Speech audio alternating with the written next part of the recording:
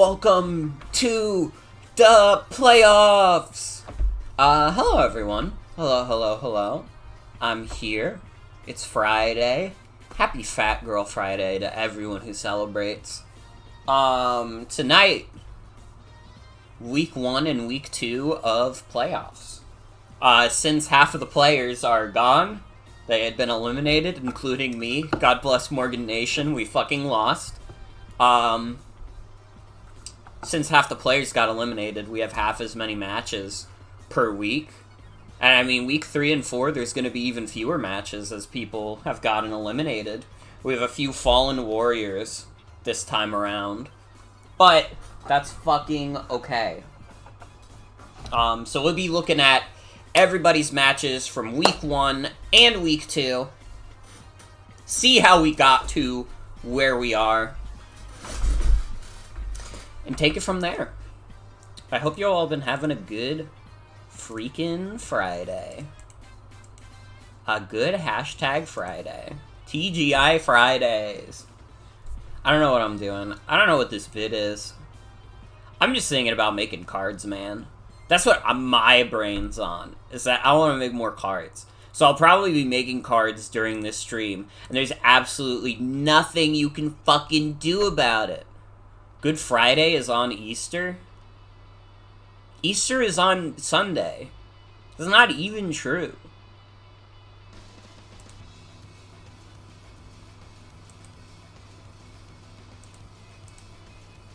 You're lying to me in chat.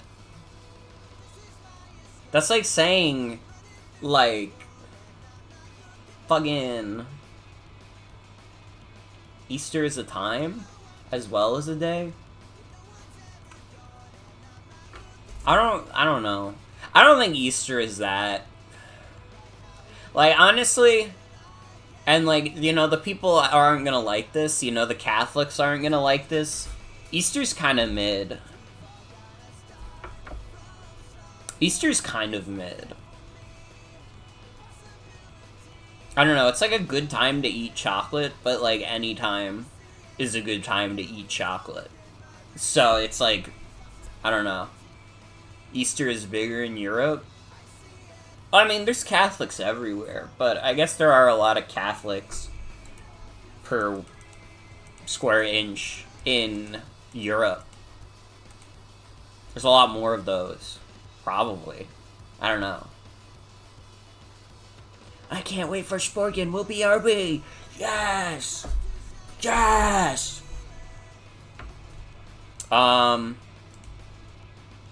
The fuck are they watching on the hyperlink, dog?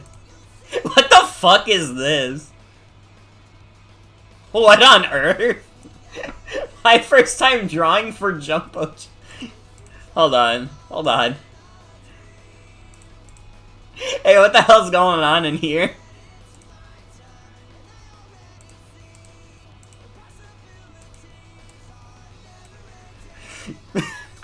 Yeah. What are you doing in here, Sienna? The silence is deafening.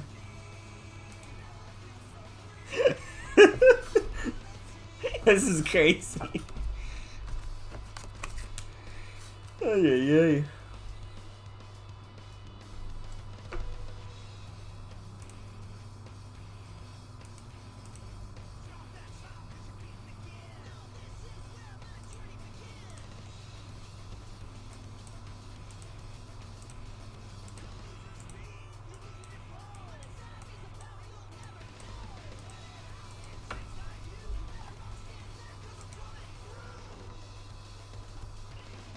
Sienna, do you know, like, your mic is not on? Is this like a bit, or do you not know that your mic isn't working?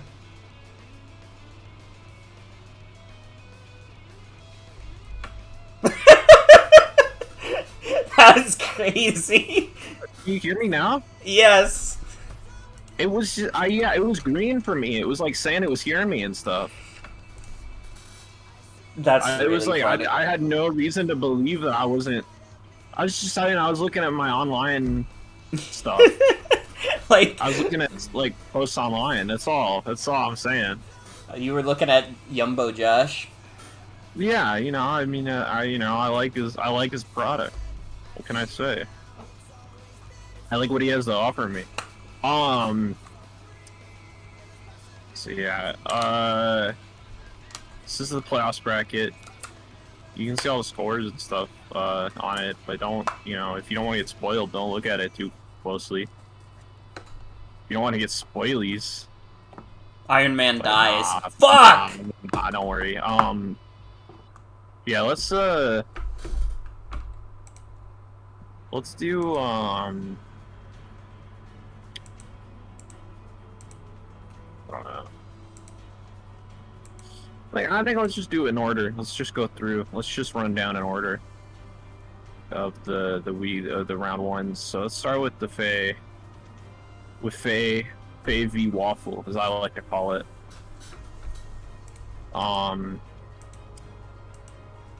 The contest of champions. And people got playoff teams now, which is pretty cool. It means that, dude, it's brand new songs. Please confirm you're not a bot! Please! I just forget I need to turn on the proxy for YouTube.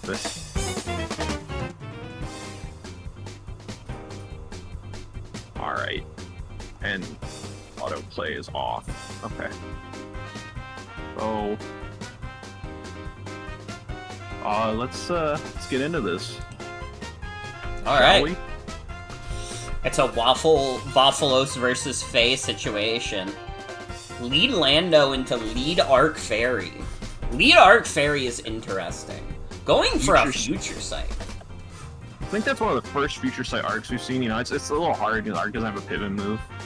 It's like one of its. Well, that's Healing Wish. You can future sight Healing Wish if you're a real gamer.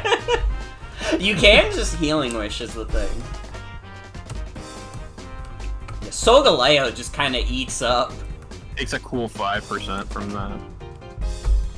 The Scary Face Dirge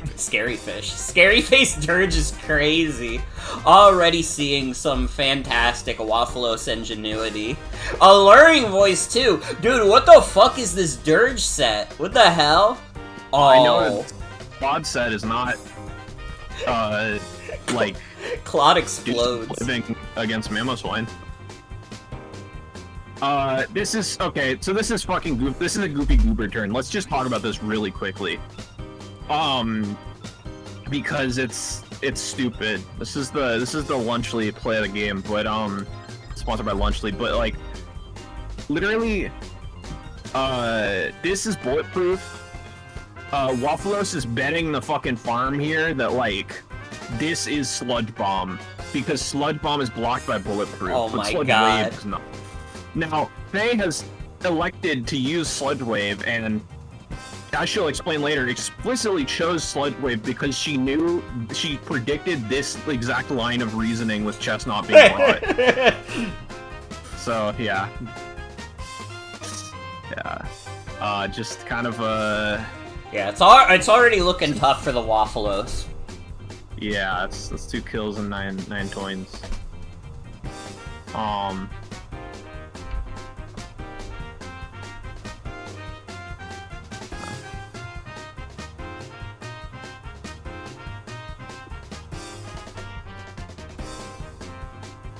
Paralysis on Solgaleo, knockoff on Arc, which Arc doesn't give a single fuck about. I mean, it gives a fuck about this Toxic. This Toxic is a pain in the dick.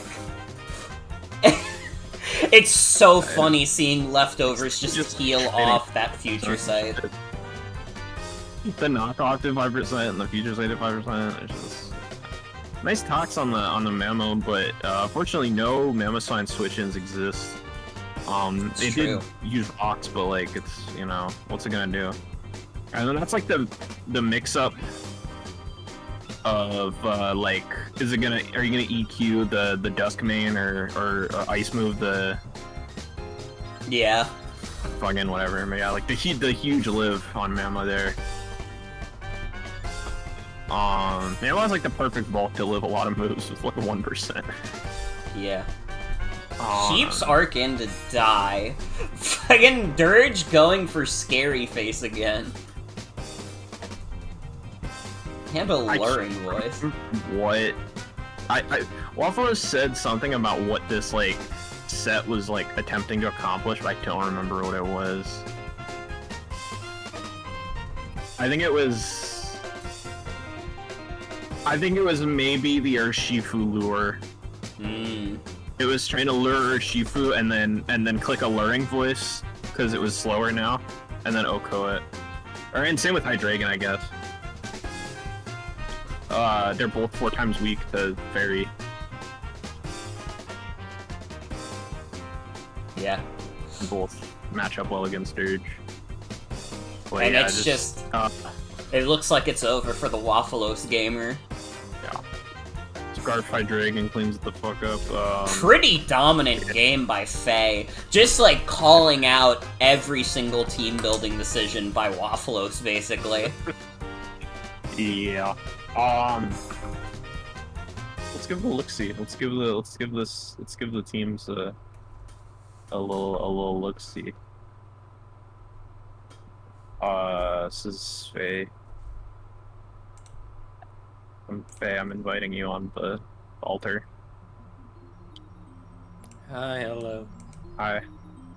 Hi. I have... Yeah. Those guys, you know. Yes. You know that... So, WAFFLOES' team does have a bit of an ice ground weakness going on. A lot of ground weaknesses, if I remember right. Yeah. So, I brought both ground types together. Mm-hmm. To hit things and do things. Yeah. Yeah. You know, I think you're like a little... Like, when commentating, you were a little distracted by the alluring voice Skeleturge, but I did enjoy getting that double in the Clodside with Mamoswine and getting to kill it. Yeah. Mamoswine is quite good, as it turns out. And it got off, too. Mamoswine's epic. And yeah, you can tell... And you can tell I was, like, really scared of Necrozma on this team, because I bought, like,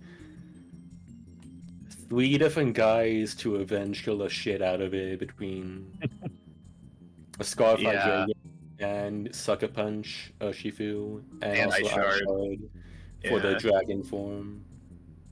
Yeah. So like everyone could like do. So like the guys could like set up the revenge kill from like a lot of different ways and methods and options. Yeah. Because I was really scared of it killing 17 people at once. Like the core of fucking Necrozma and Arceus Fairy is fucking terrifying. Yeah. Like basically like any win condition you could want is there. Yeah, and like there's more win conditions in that roster too, so it's like it's very hard to get them all in order. Mm-hmm. Just gotta do your bestest. Mm-hmm.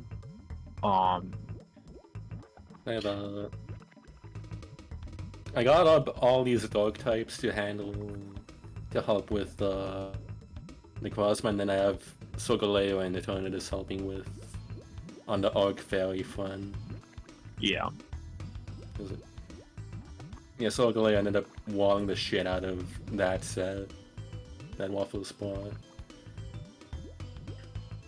Yeah. And also like Eternatus' speed tier is coming in clutch again because like it could outspeed both Necrozma and the Arceus. So it's like another revenge killer dude I could be using. Like, I did not want them to get anything more than a trade. Yeah.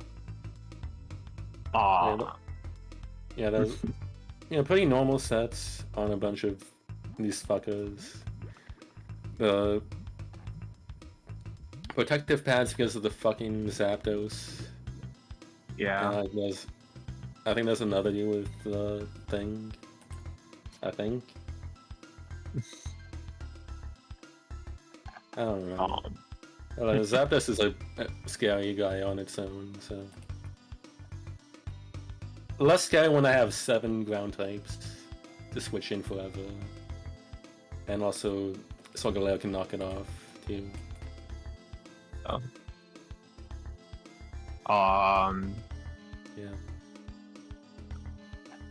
Yeah.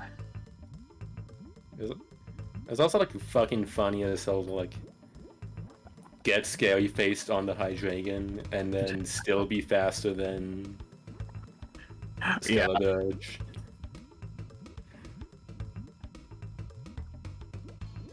Funny ass stuff. Yeah. Yeah, I think. Oh yeah, looking at the WAFFLOES roster, it's like. Yeah, I think. Oh yeah, there's like a whole size spam thing with Indeedee. Yeah. And stuff. So like, that's like the main reason for Scarf Hydreigon is that I don't have to rely on, so that in case of that, I don't have to rely on priority. Yeah. Yeah, I think a lot of these sets are like pretty self-explanatory. Like they made themselves known the things. Yeah. Yeah. Yeah, like, you think that about covers it? Yeah. Alright. You got a favorite guy here, Morgan? Yeah. You know, You do. I don't know if this is, too obvious. But it's gotta be Mamo.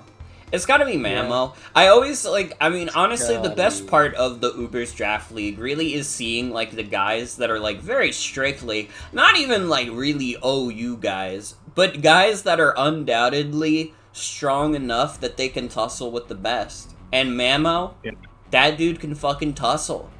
That guy showed his stuff, and it makes me happy to see. Yeah, she held on so that I wouldn't feel sad. That's true. That 1% was like so fucking cool.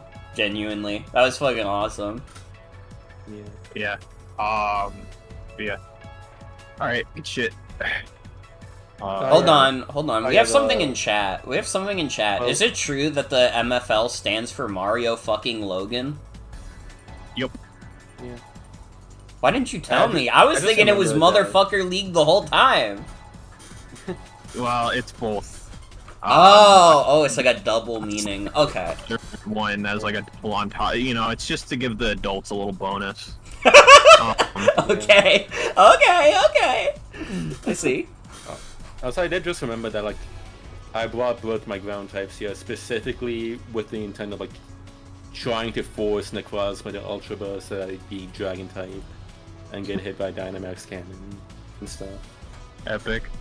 Alright. Really? Alright. Good shit. How did the censors let Sienna get away with that?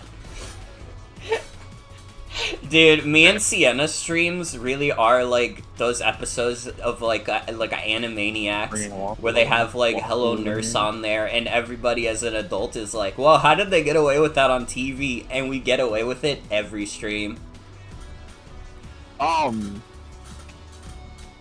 Hey, can somebody please, can somebody who has sheet edit perms actually just add this entire game to the sheet before we get to it? It's not on there. Oh my goodness. Wait, that's true. It didn't happen. It's not on. Yeah, it's fucking. Somebody take care of that before that game happens. Thanks. Thanks a bundle. Well, bundle got eliminated with me. An Iron Bundle, maybe? No, he's gone. He's with me. He's hunted for Smeargle. Yeah. Not to bring up the That who shall not be named, but He's on for Smeargle and he's on for Lunchley as well. But you gotta. Sienna Yeah, took an what's up? unsolicited sponsor. I did not run through the Lunchley I sponsor. think it's good that they put the lead in those or whatever. We did accept the Talk Twa sponsor though together. Yeah. Anyways,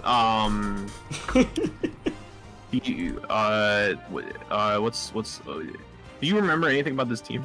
It's been like 3 weeks, so Here's it's what a I do. question for me Here's to what I ask do you. have.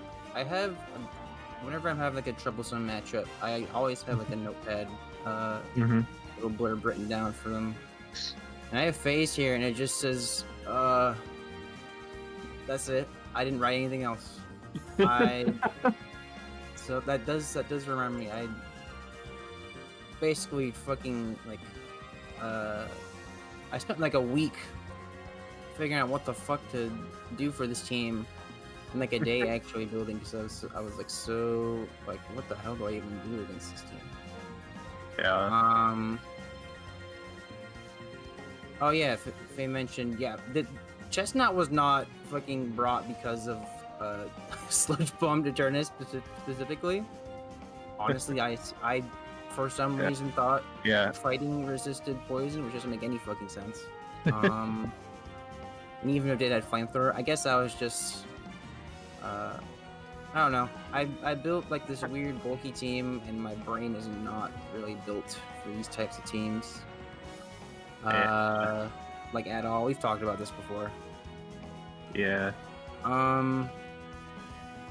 I was looking at Mamoswine on the sheet. I was looking at the 2 fucking dark types that like fucking see through my whole team, and I was like, I'm probably fucked, but I'll do some funny shit. Yeah. So it was the like Hydreigon / Urshifu lure. It's Like 5 minutes Okay, before the whatever. match, I changed the speed on Skywadirge. yeah. So not outspeed Scarf Hydreigon, because like, this is too stupid. This is not gonna work. I did not commit. Yeah. I could have maybe gotten like a cheeky hit on Hydreigon. I don't even know what it killed. Honestly, it would have been even funnier if it didn't kill. It's a little telegraphed, but you know, I just like the vision. It absolutely is, yeah. Yeah, like you had the you remember what the cloak was for at all? I don't like. Cloak. I think like for like fucking Dark Pulse flinches from Hydreigon. I actually, that's fucking real. Yeah. Fucking shit. Probably some other little few 100%. other cheeky things other than that too. Yeah. That was the main thing. Yeah.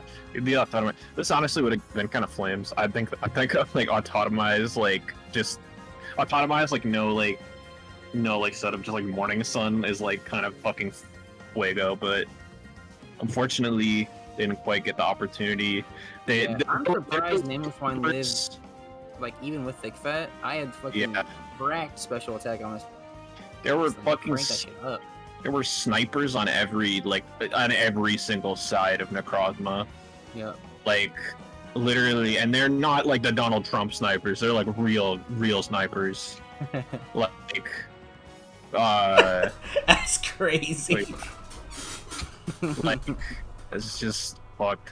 But yeah, like I don't know, I guess there's not much more to say. Like, you know, we've kind of established like most of the stuff.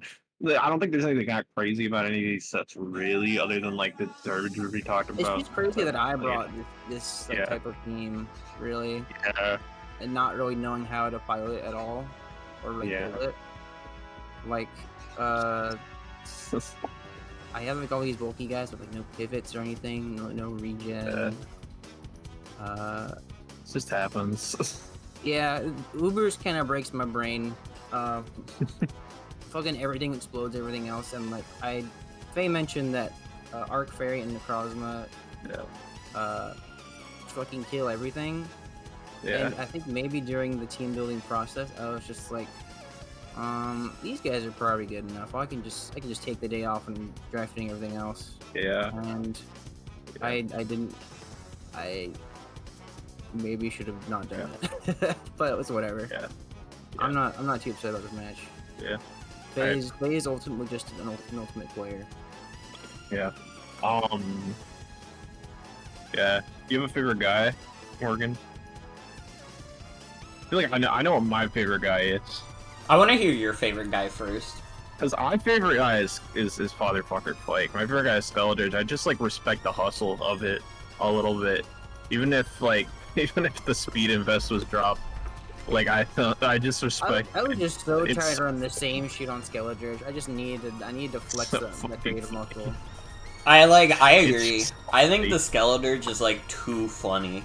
Like it's impossible to come up with. Like I don't know.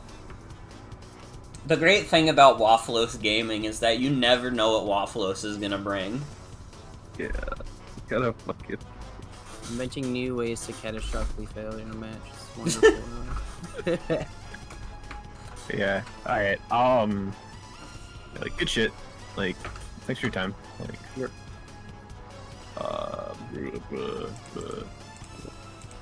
Okay. On to the next foe. The next battle. Get ready for the next battle. Explode. Sorry. Okay, Sorry. Nobody exploded. We have the Eve versus the the Eve versus the Sauzels. Yes, correct. Yes. This is another. We have new theme songs.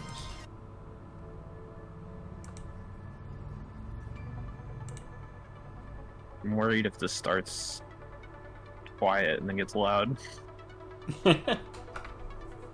Well, we'll worry about it when we get to it. Good. Yeah. So let's pull this up.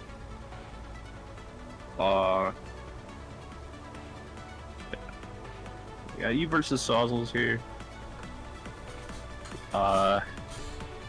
Foreboding instant message request. This isn't a regenerator core. No Ho-Oh or Tangra to be found. Youth team. Rare, it's scary if that's what you've been prepping for. Let's see how it plays out. Wipe opposing horse. Yeah, Shocks doesn't even want to be near opposing horse. Yeah. Dialga immediately loses balloon. Does get up rocks though. In comes back in Mr. Shocks to absorb Volt Switch. Oh my god. Getting a decent Earth Power on Arc and then deciding to dip. Full Charlotte cameo. Yeah, Sauzels takes a big chip while opposing horse heals up. King Bach comes in, we're gonna see a hilarious Vine. Also T-Spike's up on his side. That's gonna be a little bit annoying. Yeah, that's dicey. The Puddle Pirate comes in and Ooh, doesn't give a fuck. absorbs that judgment. The double switch into horse. But then just... Horse. The triple switch is crazy. The triple switch Just to block Volt Switch. fucking volts. Like, I don't know. Hazel is like, I think Hazel will readily admit this, that like, she fucking, also yeah, like, let's please take note that this fucking took 41%, from Flare Cannon, which means it is, I mean, this has functionally revealed AV, by not laying a hazard and by taking that little from fucking Flare Cannon. Yeah. I think Hazel will readily admit this, but Hazel is like one of the like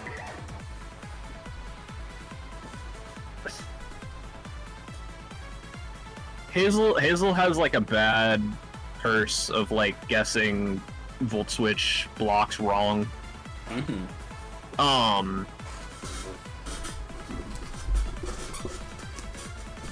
This has happened to Sauzels many times. Yeah. And it will happen again. Magirna gets kissed so sweetly by a horse. Are we gonna see it again? Sweetly nice No! kiss. Sauzels learns the lesson and does Pain Split, which basically does nothing, but it's okay, because it wasn't Volt Switch that time. pretty shitty full para there, forces the Magirna out. Yeah, that sucks. And, What the? Why the fuck did I say that? When the fuck did I watch this match and say 6 Okamon? Which is it? What the fuck? Huh? Oh, that's the fucking Magirna name. I wasn't even paying attention, apparently. I just thought I literally said something, like, insane. Yeah. Just... Ooh, Trailblaze. And just, like, it completely overextends on that belly drum. Yeah, that was greed. But it's kind of greed I respect. Even if it's a roll, Eve, I gotta be honest, it's pure greed. Brutal Shadow Ball. Yeah, that just eliminates that dude from the video game. This... Uh-oh. Oh, but it's Scarf! Yeah. So that was another thing, was like, that really shouldn't have been that there, because it was not revealed to be Scarf yet. Like, so let's like break down the situation a little bit, like, and so many things die in a couple turns, but 3 things die in 3 turns. But Coco and Spectre, same speed, same base speed, right? Yeah. Spectre is here, so it could either be Scarf or Speed Kai. So Hazel gets that information. Boulder is lower base speed than Spectre, so Boulder could, like Boulder, if this is a Scarf Spectre, Boulder cannot outspeed it. If this is not a Scarf Spectre, Boulder can outspeed it. And so it is a very risky gamble to attempt to go straight into Boulder here. It probably should have just been Yveltal and just, like, click Dark Move and get it out of the fucking way. But it's a panic button, right? You think, oh god, this is Quark Speed. Okay, go. I know I just put my terrain up. I don't want to waste my terrain, right? Yeah. But unfortunately, that's kind of the clincher. That really puts a dent into Hazel's team, and now it's a +3 Spectre who's only now getting forced out. Yeah, it's tough. It's big tough. fat push into the Sandy Shocks, which Hazel has been struggling to break. Yeah, Mr. Shocks has been proving his worth. And a huge Thunderbolt boosted by the electric terrain on fucking Yveltal.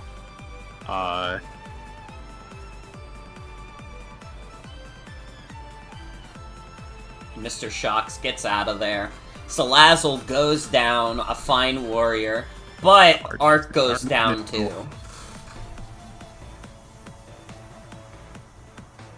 It's Yveltal and Blastoise against the world. It's tough. It's tough. Blastoise is gonna have to pull some nonsense. Would need to live Draco here at -1, and it's not doing that. Even if it did survive, I mean, it was already poisoned. It was tough. It was tough. Yeah.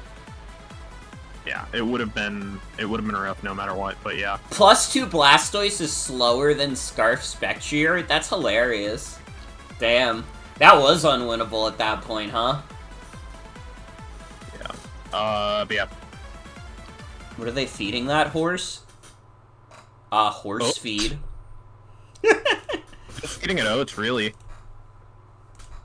Like, it's just, oats are just, like, fucking juiced. Like, you just don't know about oats, is what I'm gathering from the conversation. Let's pull Eve in here. Alright. Hey, Eve. So I've been feeding my team a lot of oats. Yeah. Right? And I know that King Bach was probably eating them with a really big spoon. Yeah, it's a lot of oats on that spoon. It's like, Yeah. you ever get like those kind of like big kind of cereal boxes full of porridge oats? It's like a whole one of those fits in that spoon. It's kind of insane. Yeah.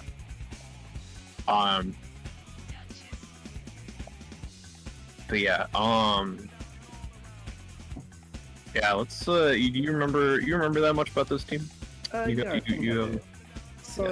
I decided like the way Hazel's team was, the way Hazel's roster looked, I felt like both my regenerators would just kind of give too many opportunities to Hazel to just, like randomly bring like Tapu Koko or like Blastoise or like Iron Boulder in and just like really wreck my shit. Yeah. And then like and at least Horror would, and then Tangrowth kind of wasn't doing that much against Hazel's big players. So I decided like kind of my best path forward was to go to something a much more offensive team wise here. Yeah. So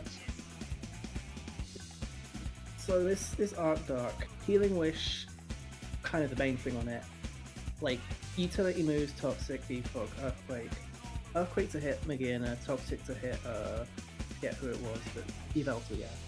The Defog is useful, and then Healing Wish. I decided like because it's an offensive team, I didn't need longevity on this. I just needed it for like the utility it had and being fast and like threatening things and getting rid of hazards. So I just decided the HP on Azu and Sandy Shocks and Spectria was going to be more valuable than Recovery and Arc Dark. So that's kind of what this team is built around. Yeah, this is the least jerf set of any arc like that I think has maybe ever been brought. Other than, I don't know. I guess like I won't say least jerf, but let's say least jerf in spirit, right? Because like there's been some like obviously like Arc Normal and stuff has been like not jerf, but it's been like a predictable kind of pattern a lot of the time. Like this is like nothing. This is like whoa, like what's going on here? But it is a neat set. Yeah, and Dialga, another kind of supportive guy for this kind of offensive structure. Air Balloon, this was specifically for Quagsire, I remember, because I was weirdly afraid of Quagsire. And you can kind of tell why. Because like Quagsire kind of does a lot of good things against my roster. Yeah. But yeah, I wanted something that would like be immune to spikes for like one hit and like be immune to earthquakes, stop Quagsire from just coming in and just like scare it out. Stealth Rock because it's a good move. And then just this is a pretty normal Dialga. Yeah. Like this is the very standard kind of mixed defensive Dialga. Yeah. You have the Scarf Spectre. Yeah, Kind of I mean this was. Warrior. Yeah, this insane horse. This was like, because I knew it was going to be faster than non-Scarf, non-Jolly Scarf, Iron Boulder, because it would have to be Jolly Scarf, and then Jolly Scarf Iron Boulder would actually not Oko this, and then Spectra would do a lot of fucking damage. Draining Kiss just because it's a move that hits Yveltal.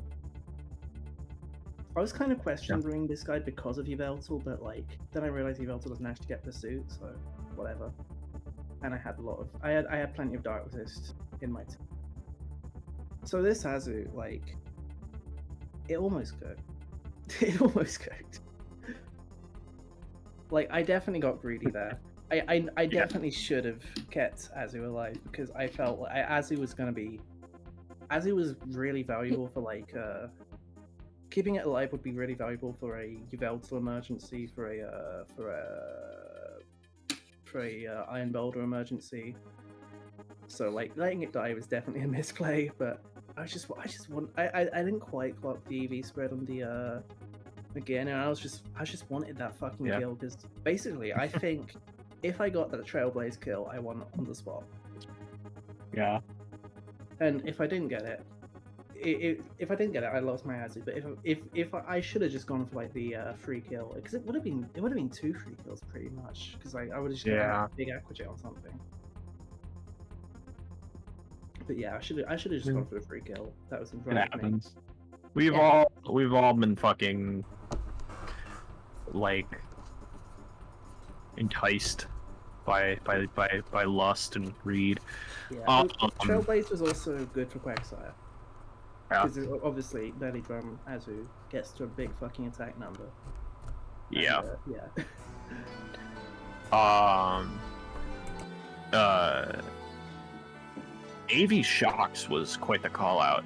I kind of realized this did some pretty insane things into like the whole vault switch or whole vault turn core that like that Hazel had going on, because like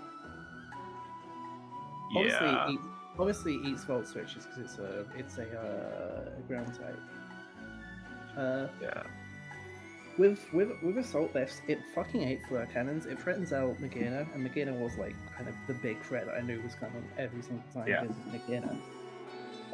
Also threatened Yveltal pretty hard because it's faster and it's hits it super effectively, and also is a resist to Oblivion Wing, which is a good move.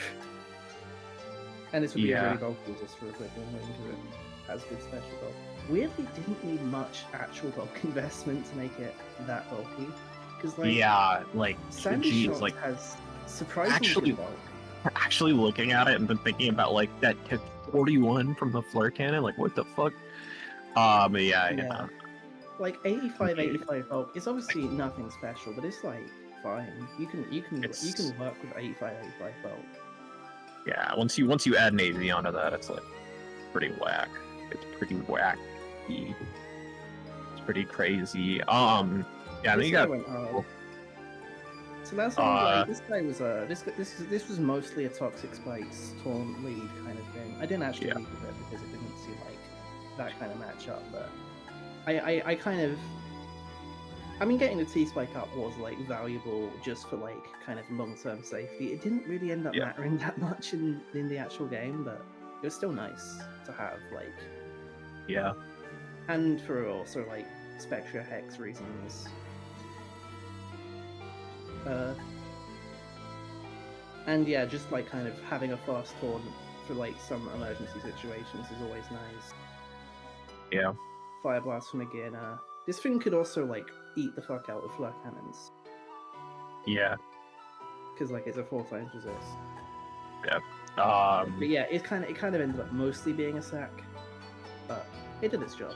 It got its T-Spike up. You know, that's important. It got which was I think it was very happy about that Ho-Oh decided to sit out this battle so it could wear the boots. Yeah. I don't think it's really sad about any of its performances. I just think it's happy to wear boots. Like. Yeah. Any final thoughts? Anything else you're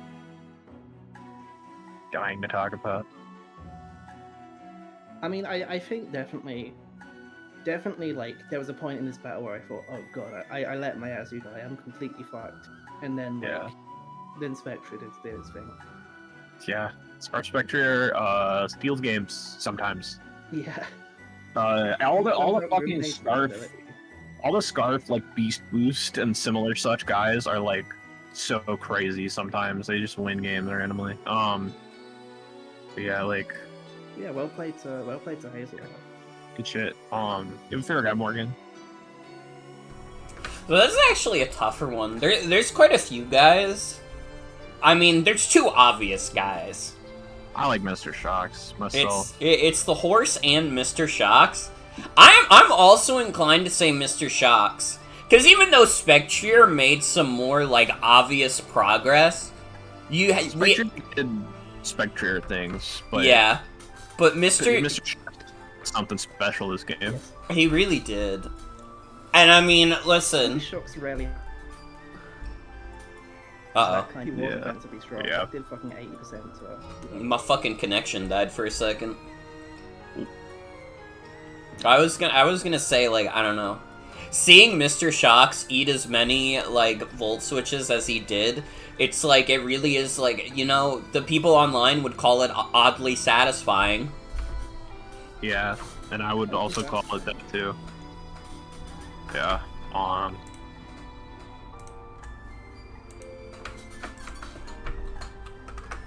But yeah, good shit. Thanks for your time. Thank you. And then everybody check out the new Oats and Berries Lunchly. And listen to the latest episode of Talk Twa. She just did an interview with Fred Fox. Oh shit. Those are both really good. I would listen to both of those. Let's look at Ray versus Joan. Whoa. Whoa. Whoa. What about Hazel's team? We forgot about Hazel's team! Uh-oh. I'm so bad at everything. I'm sorry. I'm I- so bad. To be I'm fair, so bad at everything. if it makes you feel any better, I also forgot because I'm Just- making cards right now, bruh. I'm sorry. Apologize to Sauzels. Well, I Apologize guess to just Sauzels. neither of you care about me then. That makes me feel better. Well, I care about you. I just care about you less than cards. That's crazy. I mean, I never made any claim to care about you, but you know, you are supposed to be represented in this time slot. You know. It's Yeah. crazy. Yeah, so Mm. when I was building this team with Sienna a bit, I remember really I did notice like this is kind of Shock's weak, but Sienna here helped convince me that it's probably fine to be a bit Shock's weak. There are other more important things like Ho or whatever. Yeah. So Shrugs. Sienna basically just lost this game for me. Is what happened. Yeah. Not yeah. I mean, yeah. In the builder, there was like the. I just kind of recognized and then ignored Sandy Shocks, and then I just like I didn't play the game very well at all. Yeah. I mean, the volt switches were mentioned. While I was playing, I was just like, this isn't gonna like, this volt switch isn't gonna work, and then I clicked it anyway, like twice, because I think I just like really. I really didn't expect the AV, and so Like AV Shocks was not on either of our radars remotely, right? yeah, and so like I wasn't expecting it to be so ready to switch to Migirna. Like I didn't expect it to like really want to take those floor cannons until I clicked it and it took 41%. It's like That's funny. Yeah, like normal Sandy Shocks like takes like 70% from a flare cannon. Yeah. Yeah, like, And then yeah, I just threw away Coco and Boulder for absolutely no reason instead of just bringing up the Eveltal, first guy here, that was like somewhat specifically prepared, like somewhat specifically brought as a. as a That's right. It was Spectrier that was like that we put more import on countering than Shocks. And yeah. I mean, to be fair, like Coco wasn't that much of a throwaway. It was kind of, but like you kind of scouted the speed tier, other stuff. Like there was information from it. I wasn't really like thinking about that even. I was just like, once Spectre was out and got the kill, I was just like, okay, well, I'll just bring in Coco then Boulder. Yeah. I wasn't. Yeah, and yeah, when the Spectre, I was just like, I brought in Coco and I was like, okay, this is gonna be a speed tie. Flip the coin. Oh darn, I lost the coin flip. Okay, well, on to Boulder.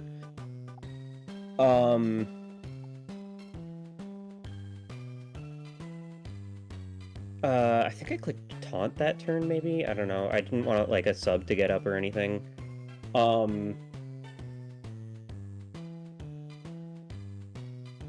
So yeah, I didn't have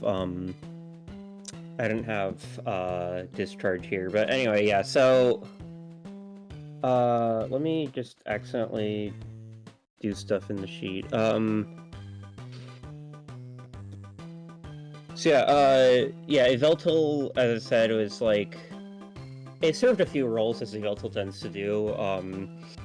I mean, not clicker, Spectre, like answer to the ghosts was like really important, and then like Oblivion Wing for Tangrowth, and just neutral hit on like Arceus and stuff.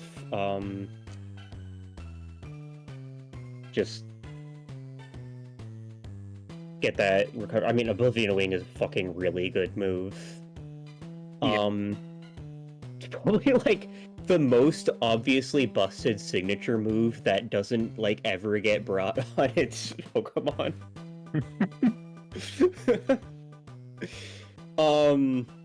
Yeah, and then just like Boots, Future, and Roost. Lumina Crash, yeah. Maybe so. The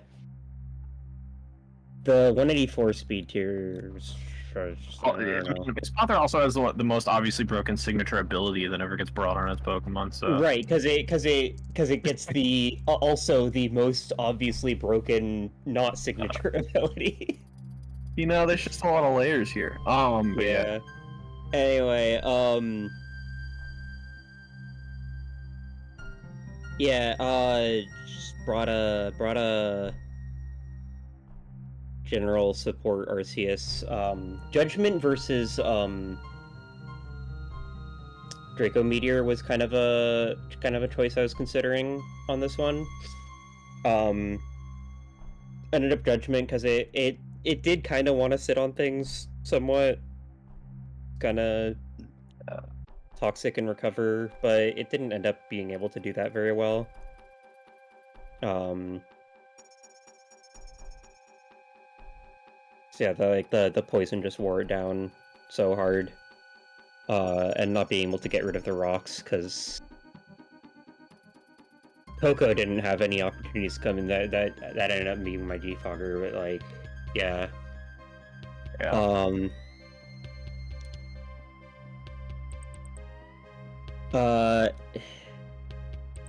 These are, I'm gonna look for the EVs while I just kind of talk about what else is going on. There's probably a conversation with Sienna somewhere.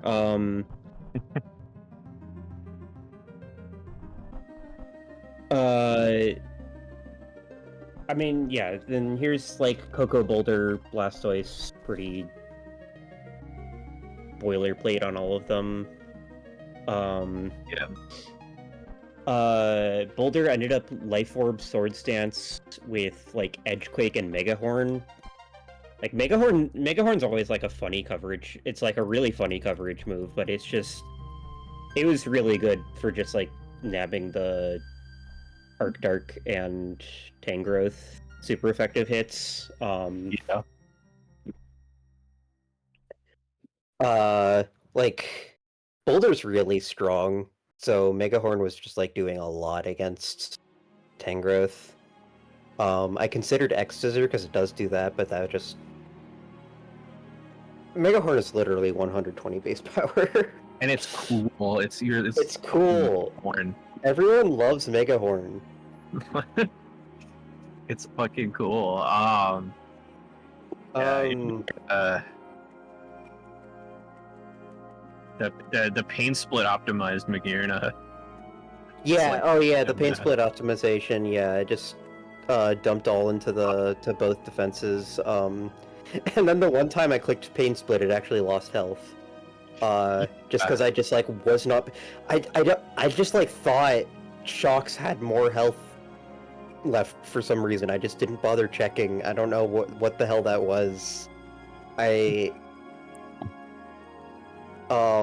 made some just weird ass plays that game. I was obviously pretty out of it, I guess. Yeah.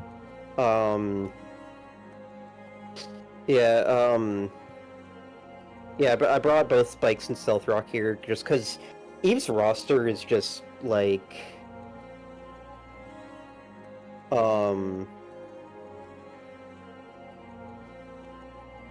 It doesn't like Yeah, Eve's roster, it's like you want Stealth Rock for the Ho-Oh, but you also want Spikes because like everything else is on the ground.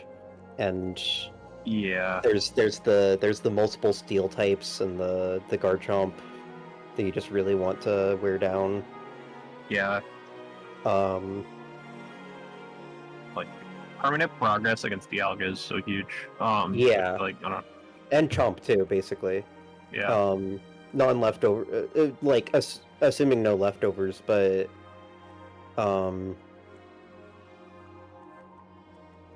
I mean, even with it, it's just like pretty notable progress, just wearing it down. What was it? Oh yeah, Blastoise, the speed threshold was for Scarf Sandy Shocks, I think. At least it was at first. Did it stay where it was? Yeah, 228 speed, yeah. That was for Scarf Shocks,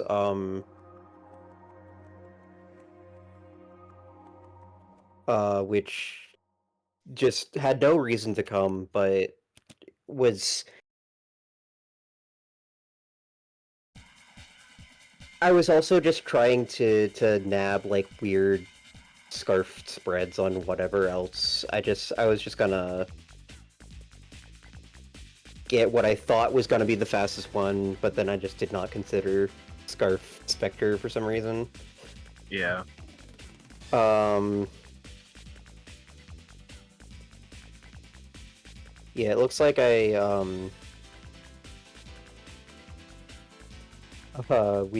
Sienna and I worked out that Arceus spread, like, invoice. Oh, yeah.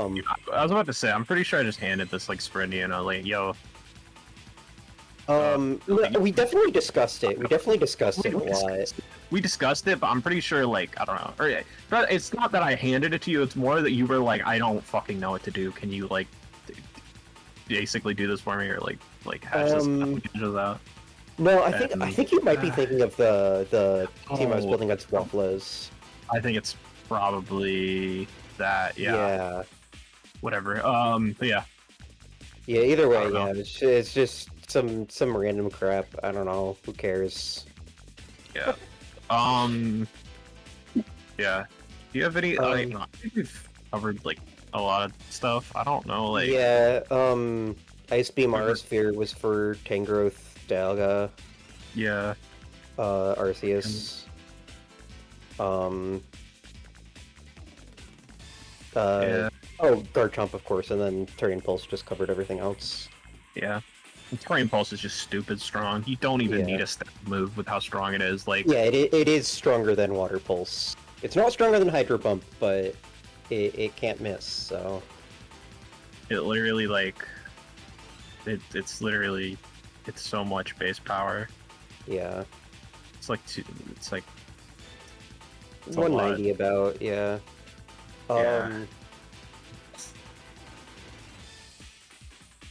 Actually, yeah, it might be... Or, no, it's... Is it 190? Is it 1... I don't care. I don't care anymore. I just suddenly stopped caring. Yeah, I think that's everything. Alright. You have a favorite guy on the Sauzels side, Morgan? Yeah. I mean, it's not gonna be Tapu Toi.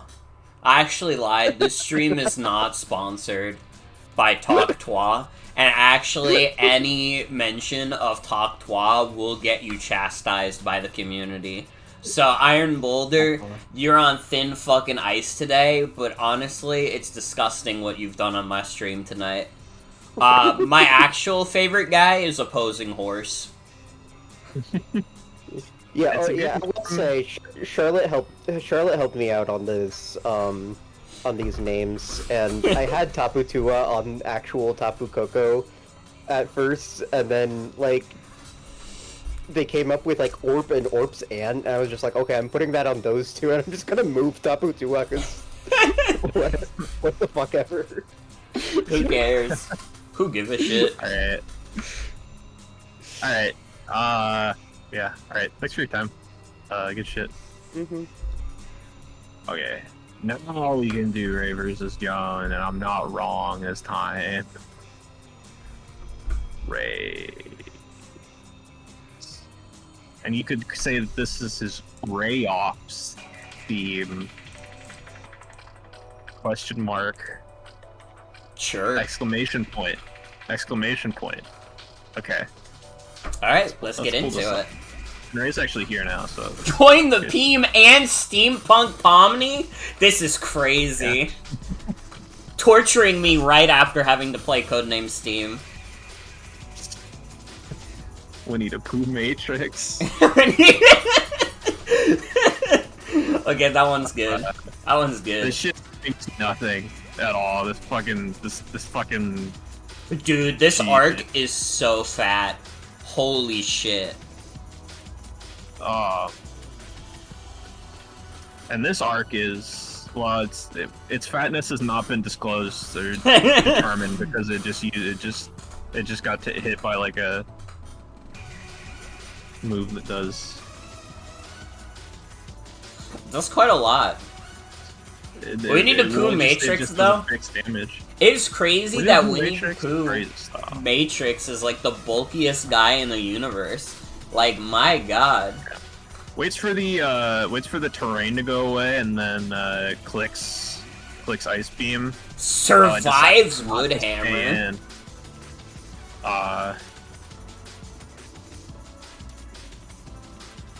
just a few wisp fails, but you know, it just breaks the sub. Dies the EP sadly. Unsuspecting Poppy. Uh-oh. Yeah. But this Kieran's looking more like brutal here. Oh boy. And the drink goes it to death. She Yeah. used back action like Looney Tunes. Just decides to sack the Giratina, which is fair. It's not that useful anymore.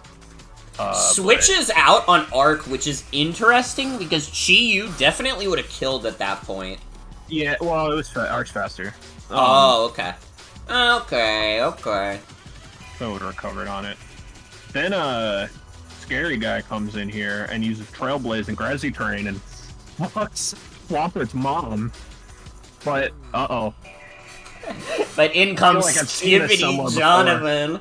In comes Skibidi Jonathan, getting a big behemoth blade off. Join the Peem gets kind of thrown away for no reason, and then Uh-oh. Skibidi Jonathan. Uh-oh. Oh, and foul play just doesn't do enough, nor does E-Speed. Skibbity dop dop, yes, oh my god. Uh-oh. Whoa. Is out of behemoth blades now. But it's just down to Zacian on Jones' side. Which, to be fair, I mean, it is still Zacian. No Clef Sack here, decides to sack the Arc Water instead, but, you know, it doesn't really matter. Just fucking goes for it. And Crit? Crit did matter. We talked it afterwards. Crit did matter. It was kind of a risky line of play, but Ray probably still won anyways. Yeah. Yeah. Just don't fuck around with Ditto, gang. Especially if you have a Zacian. I think Ditto has a tendency to punish Zacian and its many sins. What you just saw there, ladies and gentlemen, was a flush. Yeah. Yeah. I've But made yeah, let's more talk about- Skibidi toilet jokes tonight than I ever have in my fucking life. Yeah. Let's get Ray in here to talk about some of these characters. Hey. Um, So it has been, a decent amount of time since I put this team together. I do want to say really quick, I think that I might have lost there if not for that crit. yeah. Yeah, like it definitely was possible for you to lose there without the crit. Yeah, for some reason, I just didn't really see... Well, part of it was I forgot that Ditto doesn't get the Behemoth Blade boost more than once. Yeah. I don't even It's a weird know. It just all works weirdly as fuck. Like it's not that. I don't blame you. Mechanics misunderstandings they happen. But especially with Ditto and fucking Intrepid Sword. But yeah, like Yeah, it's Winnie the Pooh Winnie the Matrix Pooh here. Matrix, or the Underground will go free. This was my dedicated Chi-Yu check, because like I was kind of surprised by how little it was taking from Dark Pulse. Even on like Specs Chi-Yu, it was able to recover it off. Yeah.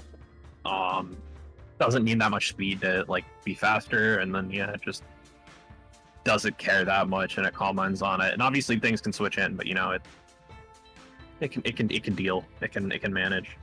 There's not really too much to say about this arc other than that. It's a very straightforward moveset, just very special defense focused. Giratina was... I was planning to rely a lot on Wisp here because I feel like Jones Rosters has a lot of very threatening physical mons, like this Extreme Color was a big one for Giratina because, you know, it was immune to E-Speed, and it would need to carry, like, Shadow Claw for Giratina, which would also mean it didn't have Earthquake. And... Yeah, so that's why I had Wisp on both Giratina and Arcanine. Yeah. And what was the deal with, like if you had, like, sub Chi-Yu or something, you could just, like, immediately force that out, or even just, like, to force out E-Killer after an SD or something. Yeah. Trick Petra Berry. So that was, if you can tell, it was meant to be a very funny way to deal with Gliscor. It didn't end up really happening, but it didn't really affect much either way. Yeah, Gliscor was not allowed to live for especially long. Yeah, that is like the most like comedic, just like oh yeah, fuck you, like just like take away, no more toxic orb for you, and you're free of your healing now. No more getting healed. Fuck you. Pretty fire. Honestly, like it's not even like bad value, because then Clef can like trick the toxic orb onto something else later. Yeah, like that's pretty epic.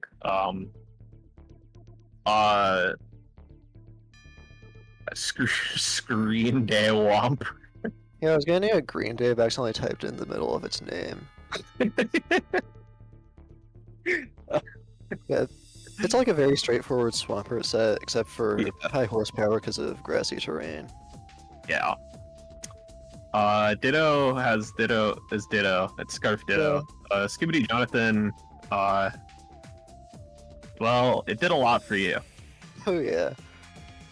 Like, it was just a very good brain against this roster in general, with the amount of threatening setup here between, like E-Killer, Zacian, Chi-Yu, Kyurem, what else? I guess that's basically it, but like, I guess it's also like a really funny way to scout out a Smeargle set. Yeah. And then Steampunk Pomni is over here. Yeah, Arcanine was just another sort of, like, physical check, particularly for Zacian, since it would get rid of its attack boost or drop its attack on the second time it comes out and be able to resist both of its stabs. Yeah. The base speed is, or the max speed is because Joan has a couple base 95s with Kyurem and Gliscor. Yeah. Makes sense. Yeah, unfortunately you got kind of called out on a couple wisps, but you know it happens. Yeah, it was a little rough, but it happens. Yeah. Any final thoughts on this team? Not particularly, no. All right. Yeah. You got a favorite guy, Morgan? This is another one where it's like between like two guys. I mean, it's between Winnie the Pooh Matrix and Skibidi Jonathan. I mean, we saw Skibidi Jonathan put in the fucking work. I mean, turns into that damn dog and just starts going to town. But we cannot downplay the accomplishments of Winnie the Pooh Matrix. That fucking, like, the eating of, like, Chi-Yu's Dark Pulses, There are very, very few individuals in the world who could pull some shit off like that. I want you, like, if you tried to name 5 individuals in the world who could take a Dark Pulse Chi-Yu like that, you're not going to be able to do it. Yeah. It's impossible. Winnie the Pooh Matrix is, like, one of the only guys. So it's tough. It's very tough for me, honestly.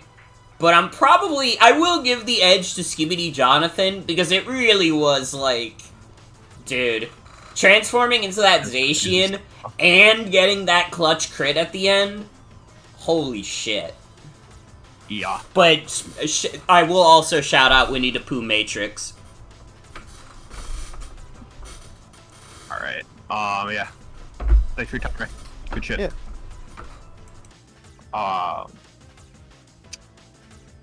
Alright. Swoop on over to this one. And, Sokka. Man, I don't know why you keep on saying that Zacian Crown is like a buster. He got like 7 kills that match. Wait, that's true. From a certain perspective, this is certainly true.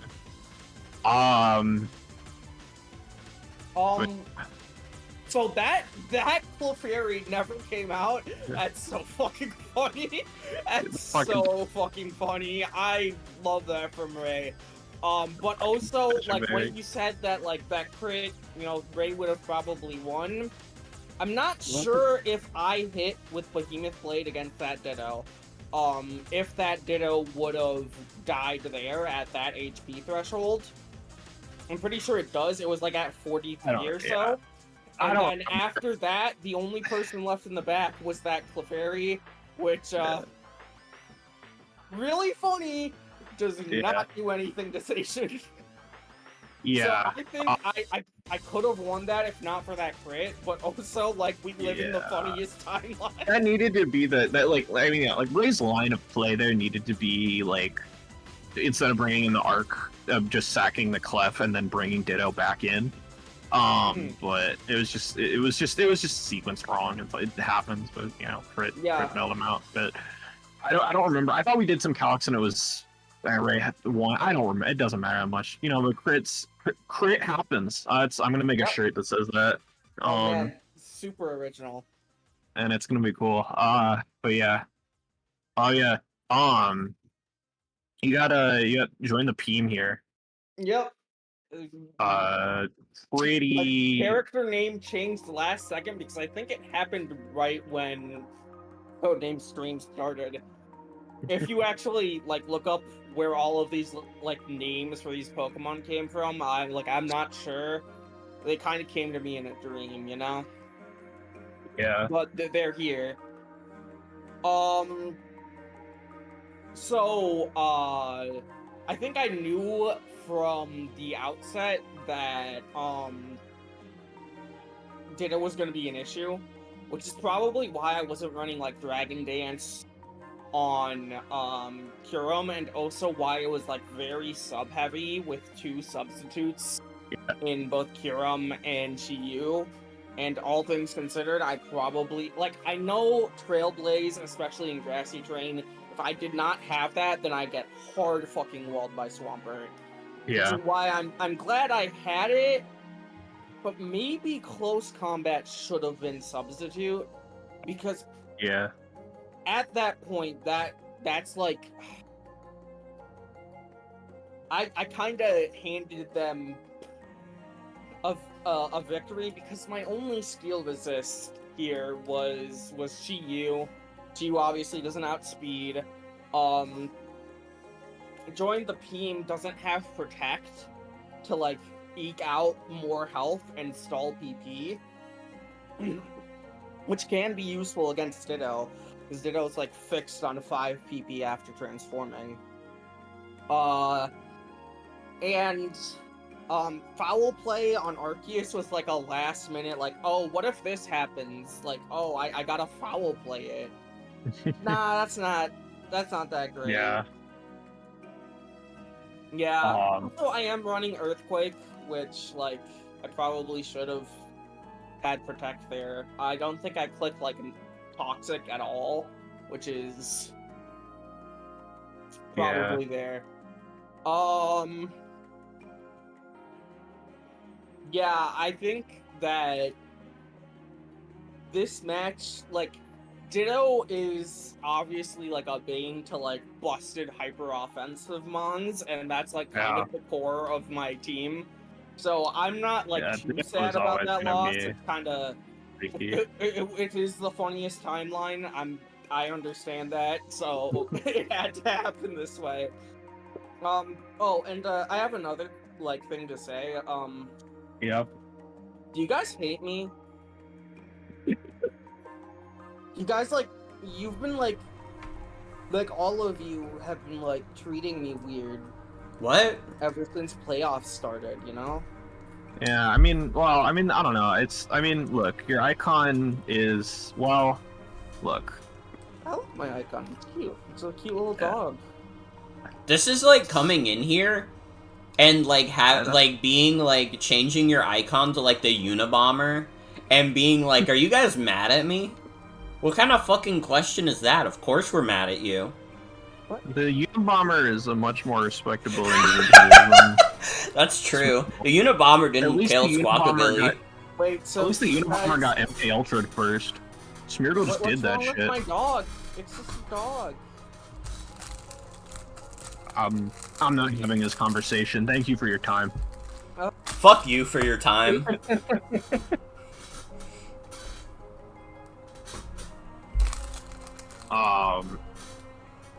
Anyways. What's your favorite guy on this team? Not Smeargle. But Smeargle's not on this team. Can you tell me what your favorite guy is, though? Anyone who's not Smeargle. Alright, well, put it on the sheet. Wait, I just fucking realized all these guys are named after fucking painters except for Join the Peem. Join the Peem threw me off the scent. I think this is all... I think Join the Peem might be the only bastion of hope left on this fucking team. That's why Gliscor is the GOAT. Have some... Gliscor, you're the only one who's not contaminated. Yeah, I changed my mind. I changed my mind. It's Gliscor. Alright. That's my GOAT. Well... it's time for me versus Tristana. Morgan hates art? Ow. This is like saying, like, Morgan hates bombs after I made the comment about the Unabomber. I love bombs. Are you stupid? No, this isn't my fucking... This isn't... Okay, I need you... I updated this on the sheet, but I think it didn't, like, fix itself properly. I need to... But I'll put it for real. Like, this is... I went out of my way... I went out of my way to upload a better upload of this to YouTube so that I would, because I'm very picky about, like, Genesis audio. And now, where's my uploads? Where can I look at my unlisted videos? Please. YouTube, please, please, please, please, please, please. Thank you. Thank you, Tube. Thank you, Tube.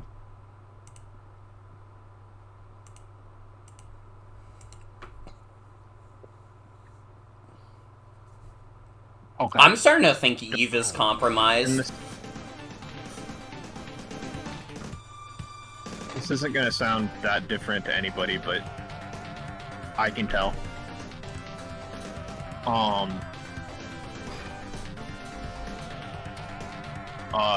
But yeah. Let's get this going. It's me versus Tristana. I agree with what you said in Eve chat is, because you play Deadlock. Anyways, Palkia into Alumamola. Humble Bundle. Ow. It's the spatial rend. Eats a fat one. But Wisconsin comes in, brother. You know what time it is. Ooh, and Seismic Toss. Oh, but Earthworm is faster. Uh-oh. I just port into the arc here and Yeah, it is a little bit of arc ground time. Just roar it out. Ooh, the roar is dope.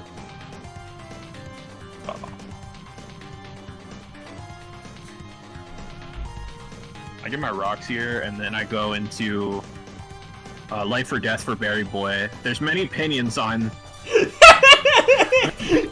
in the chat about Life or Death for. I know what Berry Boy. my opinion is. My party shot. Party shot out in the helmet mola to eat the meteor mash. Oh, fuck. To get a nice wish onto art ground so that it is now healthy. But it's walled by Earthworm.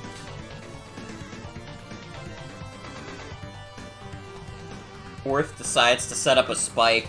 Probably the last thing it could do. Yarn Yoshi kills. Just constant. Crit Spatial Dragon. Ren still just does not do a lot. It's blissy. It's Straight up. freaking blissy.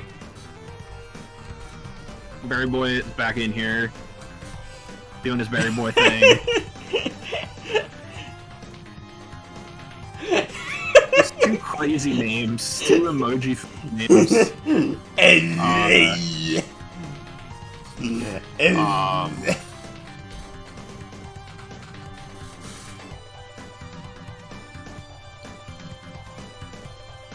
As toss need the helmet.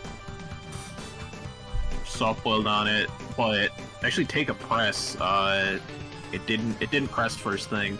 But it would have killed the bliss otherwise. Wait, bring Mola in on the guy, on the man. Yeah, it's pretty much Mola time. And I just wish teched on it, because Water Absorb will obviously make my fucking flip turn nothing, do nothing. And I know I live the special run, so flip turn back out. And now it's time for my stall Pokemon. Wow, I'm loving this display of stall. Wow, look at how bulky that is. I don't know how Tristana could ever break through this thing, due to its stall nature. Fortunately, the Thunder Wave, I try to, teleport here, but I do get full parrot, so I just have to, leave.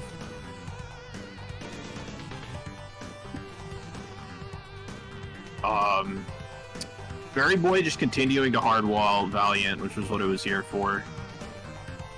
I'm surprised I stopped saying death for Berry Boy. Bringing the block of T-Wave because I figure it's coming. But then I get Toxic because it's actually double status, which is kind of fire, actually. I think Codename Steam was doing bad things to me because I wasn't saying death to Berry Boy as much. I get a Draco miss, which is also kind of funny. And I kind of have to let Zekrom die because I don't really have anything else I can do. But, my stall Pokemon comes back out. Yeah, it's kind of crazy how much you're stalling Tristana right now. But yeah. That's how it goes with stall these days. That was a beautiful stall match. A stall match of less than 40 turns. Yeah. That was such... That's the fastest stall match ever that it balances out to being balanced. Mm-hmm.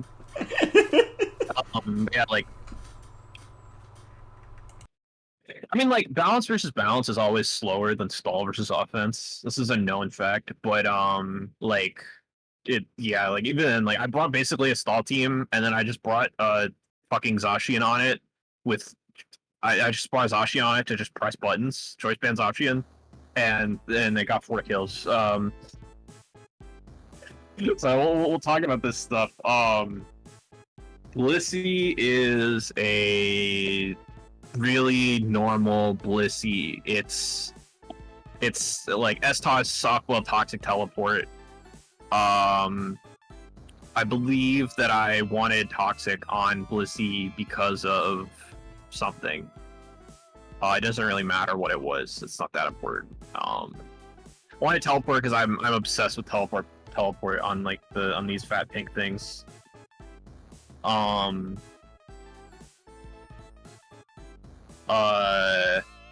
It's too. Doing anything else is against my nature. Slightly customized Mola. This is slightly in the direction of FizzDef. I can't remember anymore what the idea was with these EVs. I'm pretty sure it was just like there was just some threshold that it like hit slightly better. It might have been. Let me like double like I think it was like a +2 Valiant close combat or something like that. That I was just trying to dodge. After you used the bathroom, enjoyed talking about stall. So it's a little more FizzDef. Yeah, Petron is here to fucking literally just wall Iron Valiant and do like nothing else. I mean, it doesn't wall Psychic move Iron Valiant. I just like wasn't really thinking that was that likely, like of all things to come. And like it's like, you know, like if you cut off like if it's Psychic move, then that is another move slot that it doesn't have that like lets other things help take care of it. So, you know, I figured it was fine, and it was fine. It just hardwalled it pretty much. This is a pretty fucking standard like 4 moves. I'm Shadow Ball instead of Hex for Mega Metagross coming out on me. It kind of eats the Psychic Fangses. Not that hard, but it does eat them a little bit. And it like... but like I was mostly just intending to just like on a predicted like switch to whatever guy that might beat Petron, just Parting Shot out anyways, and that worked out pretty well. You know, Parting Shot on these kind of more stall teams is like pretty strong because, you know, you just kind of like it just gives you momentum, and it like makes things weak and allows you to continue to wall them and like get up your like whatever thing you're trying to do. God is my rock. I love this arc game. I did announce what my set was, but I just thought it was good. If you're not a Gimmer fan, then you know you might not understand. But Judge Myself on a Forever Roar, it just basically does what it needs to do. Mixed bulk. I think the like BizDef was for. It was for some Valiant stuff. It doesn't matter. And the Spadef was for like, I don't know. It doesn't matter, dude. It doesn't matter. It doesn't even fucking matter. Okay, so don't even worry about it. No, I think the Spadef was for like Darkrai. Something with Darkrai so it can roar out like Blot Darkrai. Yarn Yoshi. So this is a 6 EV Zekrom with Covert Cloak. So I didn't like Volcanion on this team. I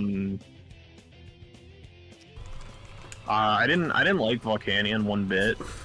So I fucking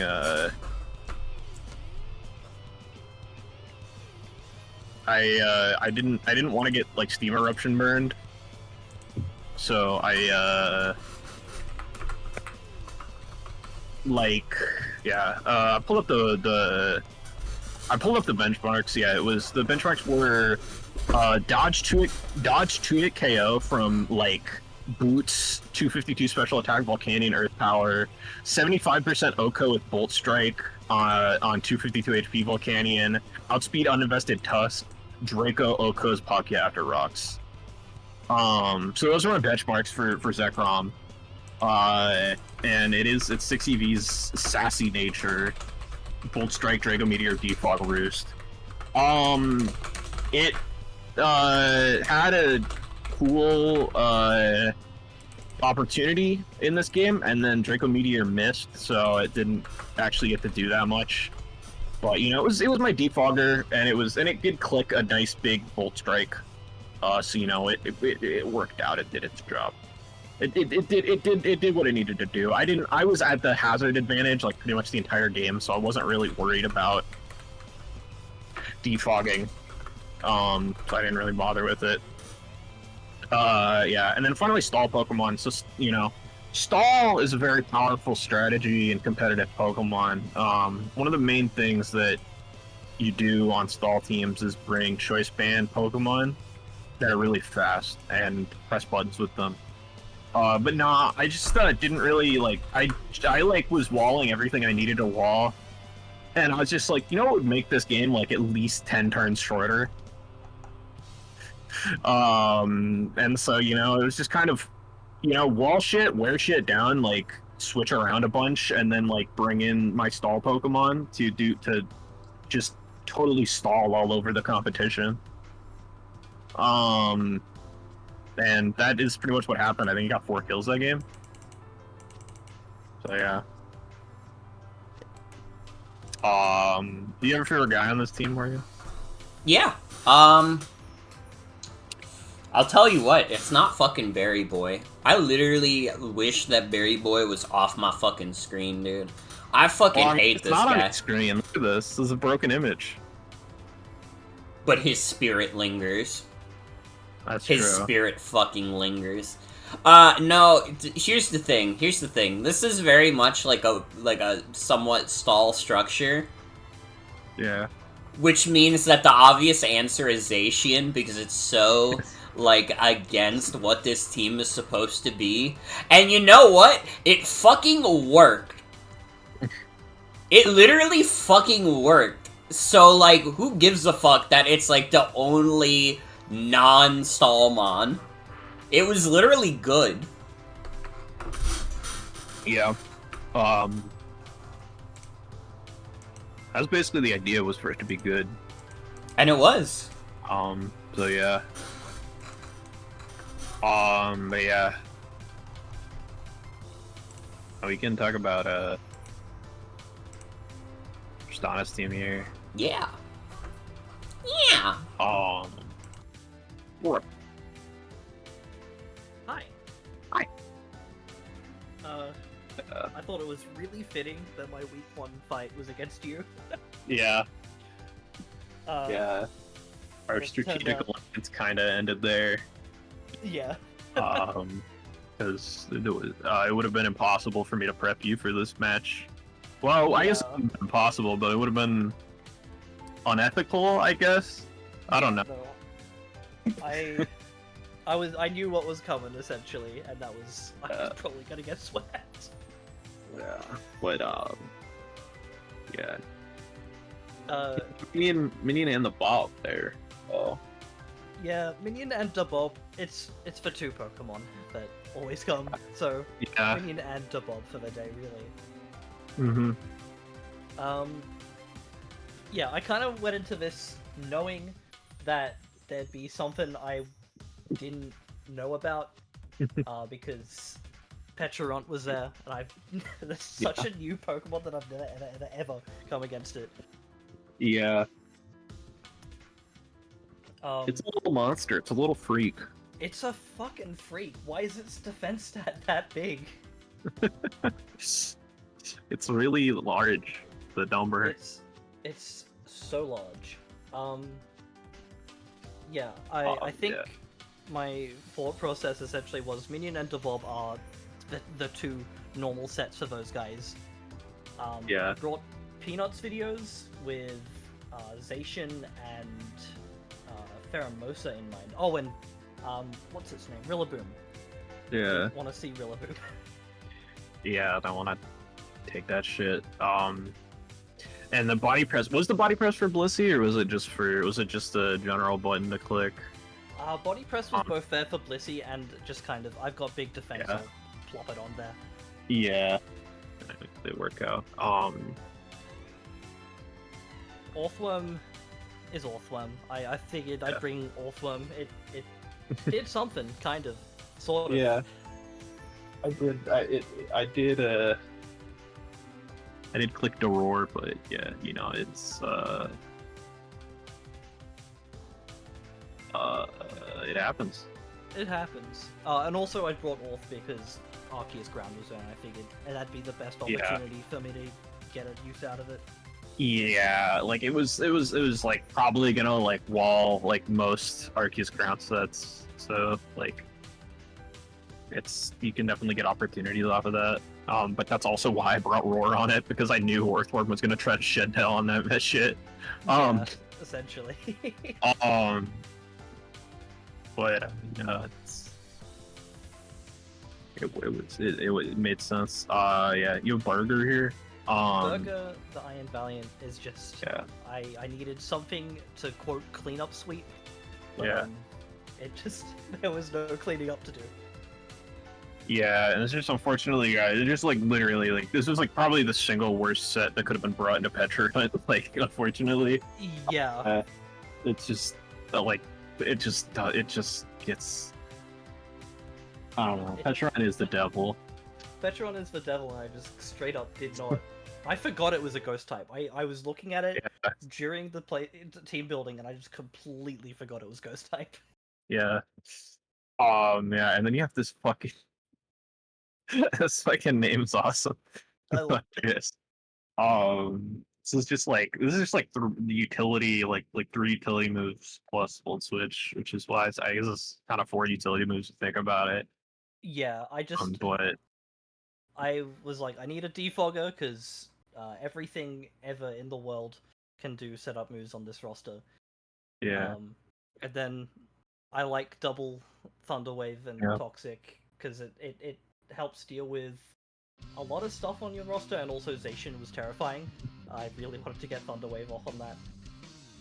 Toxic was mainly there for Zekrom, I think. Yeah. And then that, I mean, it did get that off. Yeah. Yeah. And Volt Switch is Volt Switch, a slow Volt Switch, and having it die or not die is nice, so... Yeah. Yeah, I don't know. Yeah. Do you have any, like, final thoughts overall on, like, that game or on the team? Anything you remember? I guess it's just, I think I'm not good at stall. I am not great at fighting it. I did not know what to do at all. Yeah, I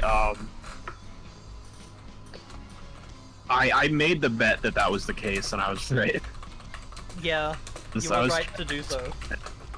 I was trying to be a little meanie, and so I brought all my meme guys. Yeah, I respect that. But it happens. But yeah, good shit. Like, thanks for your time. Like, you have a favorite guy, Morgan, on this squad? Your favorite? You know, this is a heart pick. I'm really a big fan of the Awesome. Just thinking his name. That's just a really good... Yeah, I've said before that I think emojis and nicknames are, like, horrifically underutilized in Showdown. And, like, we had 2 great emoji nicknames on the game. Yeah. Oh yeah. You know, I know people don't like Berry. There's divided opinions on Berry Boy, but everybody thinks that name is funny as fuck though. With the emojis. For sure. So yeah, good shit. Yeah, thanks for your time. Thank you. And so we move on. The users who lost in this first week. The 4 users who lost in this first week and the 4 users who won moved on into week 2. And that is the week that we will now be discussing. First is Eve versus Faye.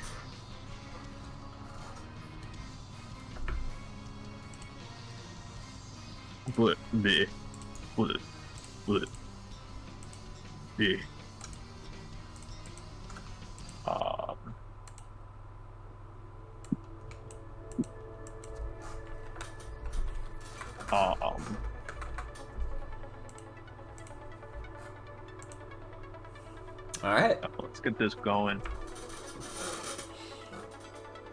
So we got Lando lead into Garchomp lead. So they're just getting their delectable little things up. They're just getting those delectable little things up. Garchomp is staying in the face of danger. Despite everything, Garchomp remains. Gets his spike up and gets Tox on the fucking... on the guy. So yeah. Yeah. Well, let's talk about this situation really quickly. So, Holo puts up a sub here. So I prepped Eve for this. We were talking about it, and Eve kind of just said like, Eve like hit me up and was like, "Oh my god, I think sub CM Holo is like fire here, but I'm not sure. I don't know if Faye is gonna bring like, I don't know if Faye is gonna bring like Dynamax Cannon for real this time or not. Because last time it was Dragon Pulse for the PP into Dialga." And I was like, I think it's gonna be Pulse again. I think it's gonna be Defensive Eternatus. And so we talked about it, and you've decided to run with it. And this is what happened. Uh-oh. It does not sub. And it's Psychic Hoa to hit Eternatus and get a nice cozy to a KO.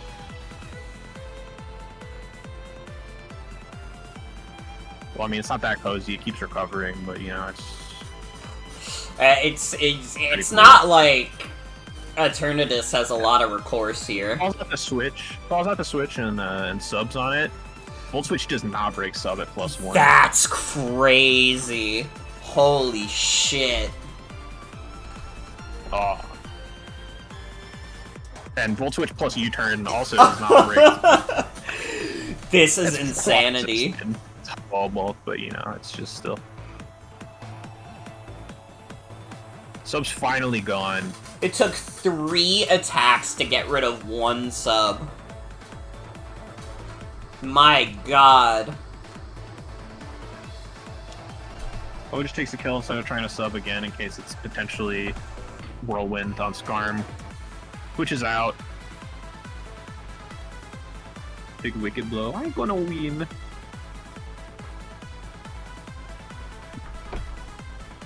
Yeah, Azu gets a fat hit on Lando. Yeah. It may have lowered attack, but that dude is still huge power. You have to respect his huge power. Fierce Armor comes in. Unfavorable Arceus 1v1, but the type-wise, but the Toxic on the Arc Fighting is putting it on a timer. Yeah. And now Togekiss is here. And Togekiss is quite funny. Aw, the Spadef drop. Although the initial Shadow Ball doesn't do much at all, really. In comes Eats the discharge quite well, does not get parried by it. Yeah, Ho-Oh is just like fucking taking literally every hit in the world. It's Ho-Oh after all.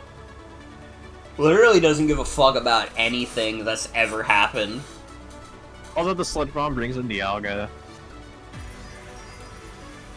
Rocks are back up, putting this arc into a pretty tricky situation. It can try to defog here or try to recover.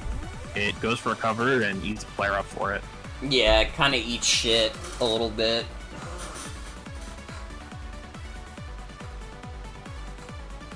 And now Raikou can't really switch out.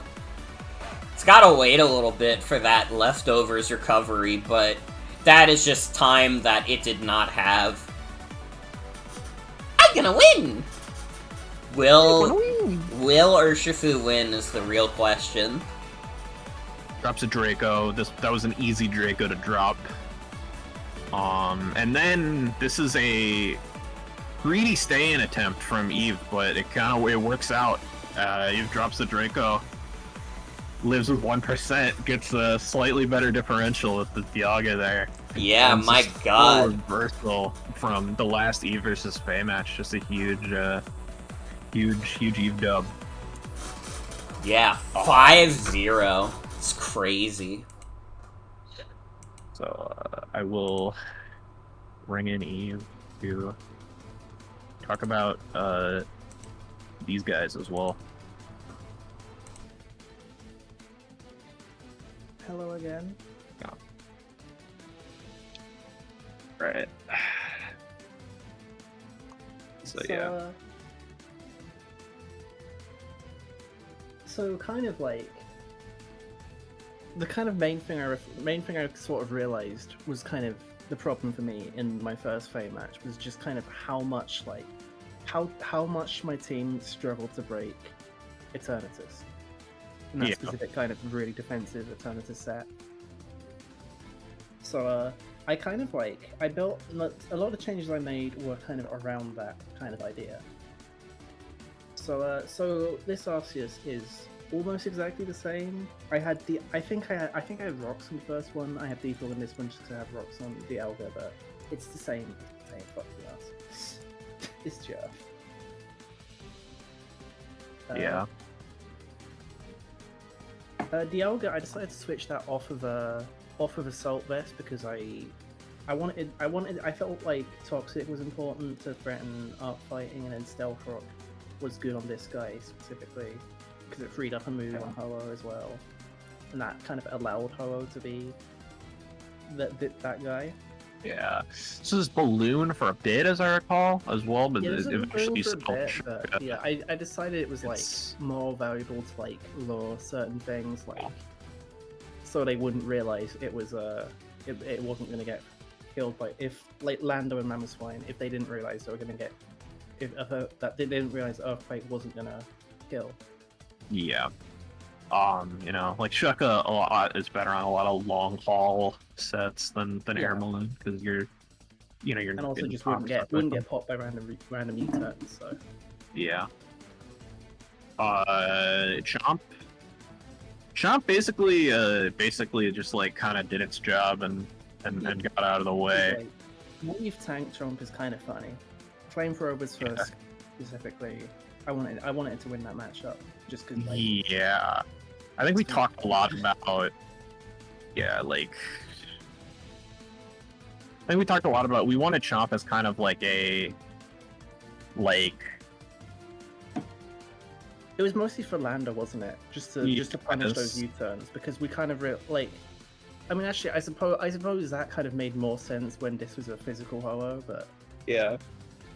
But it was still nice to have also for Urshifu just to get a bit of extra chip against that guy. Yeah, it's just good to have in the back. Really. Spike's just did really good against FaZe roster, especially because I was fairly confident in this team's ability to just kind of pressure out the hazard removers on FaZe roster. Yeah. Azumarill, who already kind of demonstrated its worth in the previous game, but just kind of didn't quite reach its potential. This is the exact same set. Yeah, it's literally just the same, but it's just it just this time it's a little more ready to face the world. A little less scared. Yeah, I decided to go with the support Togekiss because I felt because I had less overall bulk on the Dialga and I had 10 shots support. I felt Wish was really good there, and then Heal Bell just made sense with that. Could also clear annoying Toxics, annoying paralysis. It was good for a long game. Yeah. And also just it is very fucking bulky. Yeah. It just defensively, it looks good into FaZe roster. Yeah. Which is the same reason why I used it last time. So, star of the show here, this Ho-Oh, very calm Ho-Oh. It's already calm, and then it can become even calmer. Yeah, with its mind. Yeah, with its mind. Yeah. So yeah, this is specifically EV'd, so it would always its sub would never be broken by an uninvested Eternatus Dragon Pulse. And I want everyone to kind of realize Eternatus has 145 base special attack, and that's a stab Dragon Pulse. So follows that guy a little bit. And it only took 20 Spadef EVs and nature, but I could put a lot of extra points into special attack just to make sure I was fairly certain I was grabbing that to it goes psychic. Do you remember what the 12 speed was for? Just like random speed creep. In case Random, something tries random to speed creep and It's like it's one of those things where like I just think like a 12 window is and like 12 is my Yeah. favorite speed creep number just because it's like if something tries to speed creep it, you speed creep that. yeah. But yeah, I mean like no, I remember we talked about this and we were just like thinking about it, it's just like yeah, like this does so much if it works, and if it doesn't work, then you're dealing with a less threatening alternative overall, probably. Yeah. So it's like it's kind of a win-win. It gives up the game early. It also lowered a little bit Landorus, so it would be forced to reveal if it was rock move or not. Yeah. Just a lot of good things it did for that team. Yeah, it had a lot of kind of advantages for an offensive color. Oh well, and it is is bloody sharp, Jesus Christ. well, This yeah, is the but type, yeah. This is the type of game where I think literally every Pokemon did their job. I don't know. The fucking Volt Switch not breaking the sub into U-turn not breaking the sub after the Volt Switch was so like I obviously have Volt that U-turn is doing like 3%, but it's like what the fuck? That should be like 3% should finish it off, right? But no, it's too godly. But yeah. Any real final thoughts? I mean, well played to favor. Yeah. Super luck again on Togekiss. Just Yeah. because. Yeah. No moves for Serene Grace. Yeah. Yeah, I don't really have any other comments, I don't think. Alright. You have a favorite guy, Morgan? My favorite guy? I mean, maybe it's not the most obvious. I feel like it probably is kind of obvious. It's Ho-Oh. It's freaking Ho-Oh. Dude. He's spent so long being blue. It's like, I'm so glad he's had this fucking all-star performance this game. Yeah. Yeah, no, that was like, dude, the Calm Mind substitute just like tanking every hit in the game. Honestly, the craziest thing about this Ho-Oh is that it did all that shit and it has fucking 20 Spadef. And that's it. It's 20 Spadef plus Spadef nature, but yeah, like it's still like... It's still like, that's crazy. Ho-Oh is like, that was like a great showing for Ho-Oh overall. This is like, the tides have turned for Ho-Oh Nation. This team does look like Gen 4 Rupers, actually. Oh my god. I didn't even realize that not a single one of these Pokemon is from any generation past 4. What the fuck? You just fucked me up. You just changed my world. To be fair, Arceus is kind of banned from viewers, but you know, we'll let that slide. Well, it wasn't banned for a while.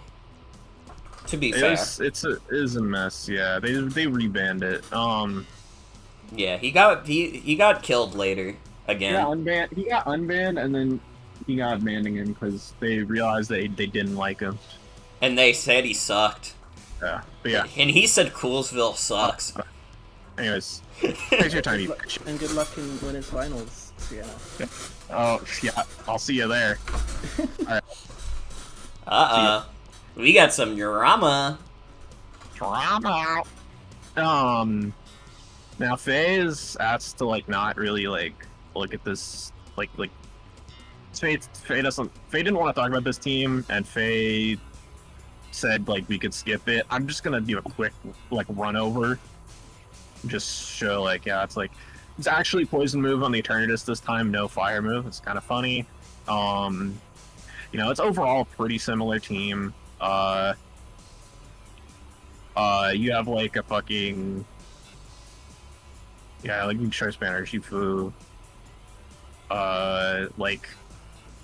It was Whirlwind on the Skarm, just to, you know, make it clear to everybody. But, you know, like Trina said, she didn't really have any comments on it, any thoughts on it. She kind of like, it's kind of similar to the previous team, and then, like, you know, she she just didn't have that much to say about it. So yeah, I'm just gonna.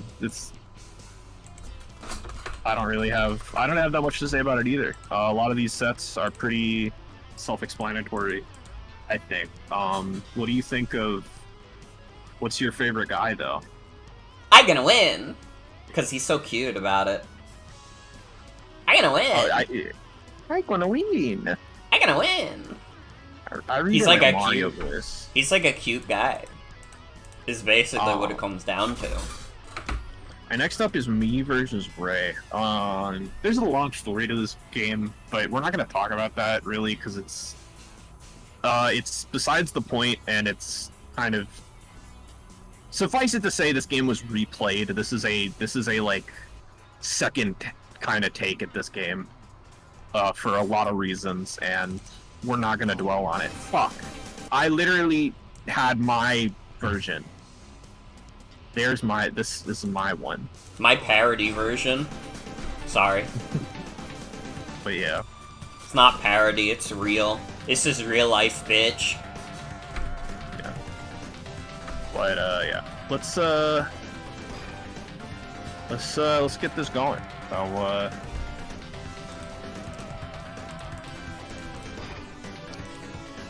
So we got the Swampert lead into Rillaboom. Not fucking major tunage, dude.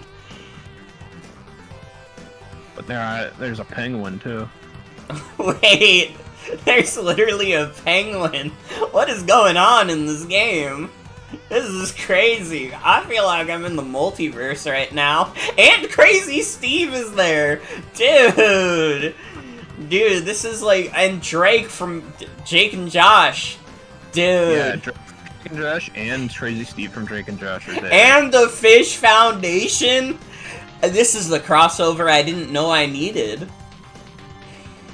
With the Toxic. Tina. Craig and Eric. Oh my god. This is the craziest crossover. And Elmer Fudd. Dude. This is insanity. I feel like I'm in a fucking toilet right now, dude. Sorry, this is a serious match. That I'm not taking seriously at all. I'm sorry. You turn onto Megan, Obama Snow Megan. And we get here's my trick shot. Here's my gamer trick shot. Put this in your frag compilations. Oh my fucking god. What the fuck? That's insane. Yeah. I tried to bring that last time against Ray. It didn't fucking happen, but this time I fucking had it. I fucking got it. Actually insane. My penguin defogs away the rocks. And Josh takes a bit of Rocky Helmet chip. And Craig and Eric take a bit of flip turn chip.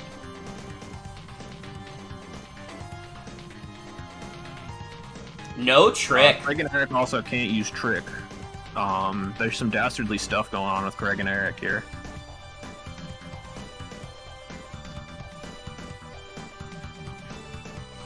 I try to attack Arceus Water, and I'm forced out in disgrace. I have to go back into Elmer Fudd, my boy. I figure out that this Diggersby is Scarf, so I just protect on it. And then when I know it's locked into this, I bring in Art Ground, who finally gets an opportunity to get the rocks up. But Walter comes in. Walter was the name of Drake and Josh's dad, for the record. But immediately my rocks go away. I knock off the sticky barb. No doing that stuff. No tricking that to me anymore. And Drake is no longer poisoned. Then my penguin comes in. Drops a pretty fat bolt strike. You ever do 64% to fucking Clefable before? I mean, probably, but like, you know, it just feels pretty good. But unfortunately, Megan has to come in and ruin my day. Takes But, only 8 damage from Ice Beam is crazy. I mean, I guess it is coming off of Blissey Veil, but still.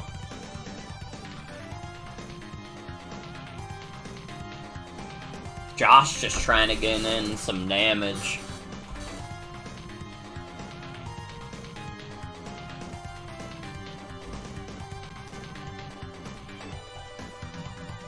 Full straight calling out the Clef switch. No more Clef. Yeah, Clef's dead as No fuck. more Craig and Eric. I'll add the Diggersby, get some helmet chip on it, but Megan is still a pain in my behind.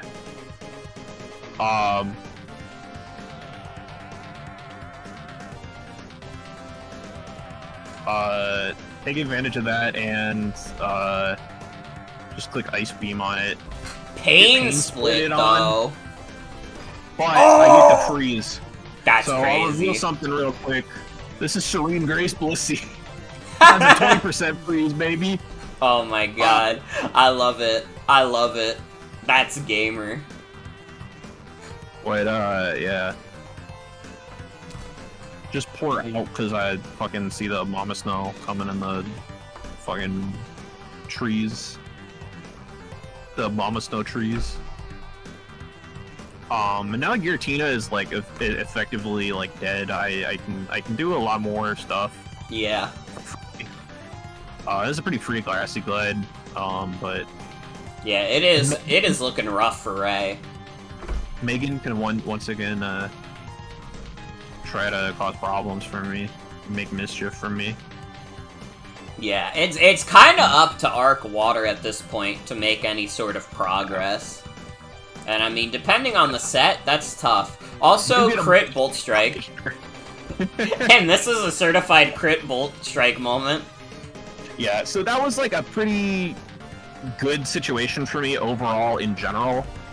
Because basically, like, this arc, I'll go back into the turn, but you know, like, this arc was like sitting here, and I was basically like, Bolt Strike was a 2-hit KO here. Ice Beam was like also a 2-hit KO, but if Ice Beam got clicked, then Defog couldn't get clicked. So my rock stayed up, and that like. So, like, I was, like, happy with this situation either way, especially because I was far enough ahead, and then, like, I could Rillaboom, like, glide and kill it with, like, whatever I had left, so, you know, it wasn't, like, a horrifically impactful crit, but it definitely helped. I mean, I'm not complaining about it. Yeah. That's for damn sure. But, yeah, it's... You can't say nothing about that. It's just, it's Bolt Strike, critical hit. The Fish Foundation has to come back in. Yeah, and doesn't really give a fuck about what Diggersby is up to. Card-carrying member of the Fish Foundation. Heatran comes in.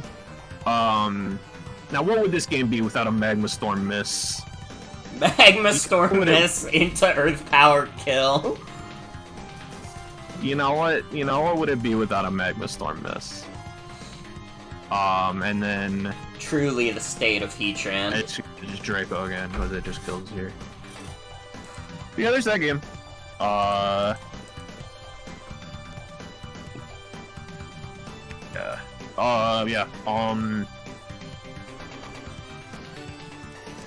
Let me go over my team. So this team is basically a response to my what happened last time. I didn't bring any stuff that could get any stat boosts in any way, because I didn't want to deal with Ditto anymore, and then Ditto didn't get brought.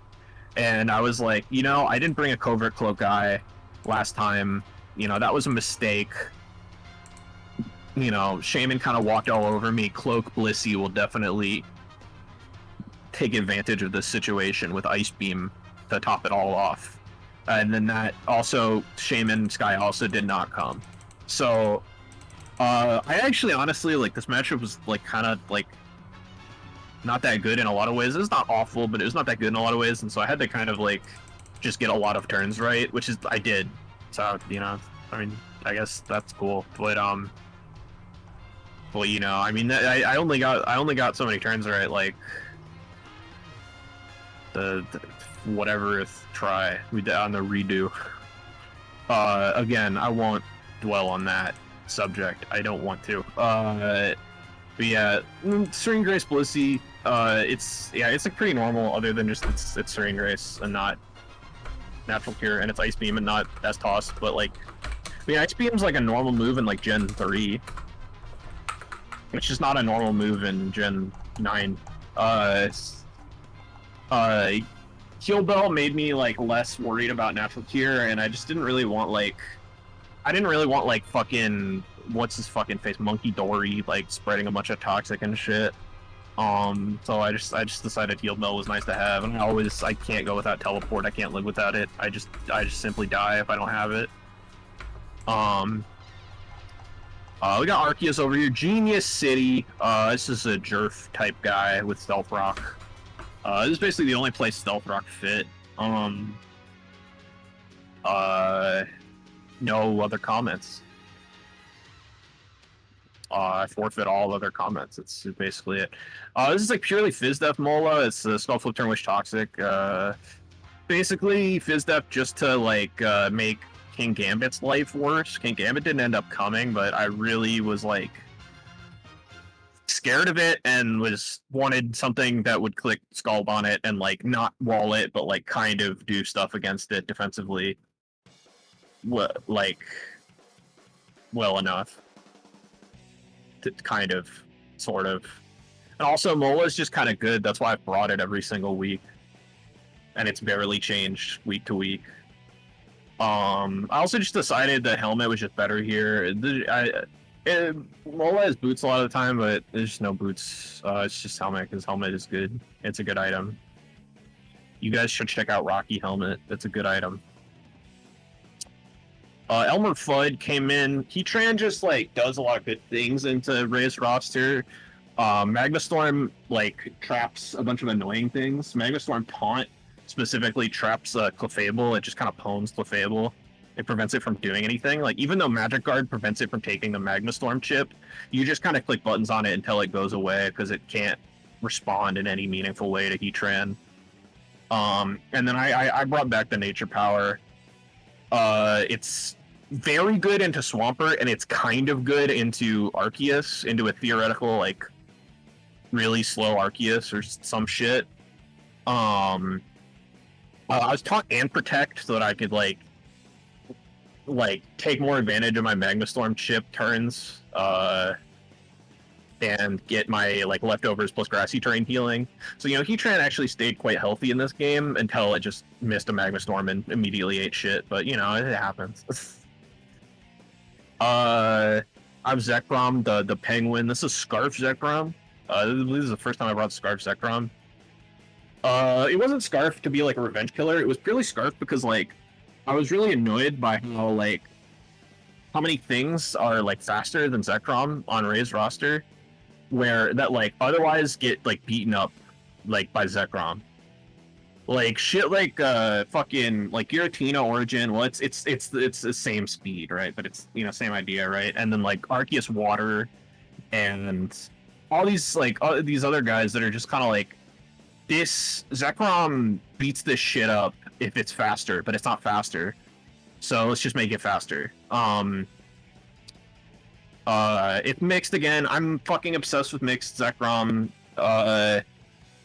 Draco is just stronger than Dragon Claw, like, all the time. It's like almost always fucking stronger than Dragon Claw, even if you're fucking 252 plus attack, because it's dumb. It's a dumb move. It's dumb.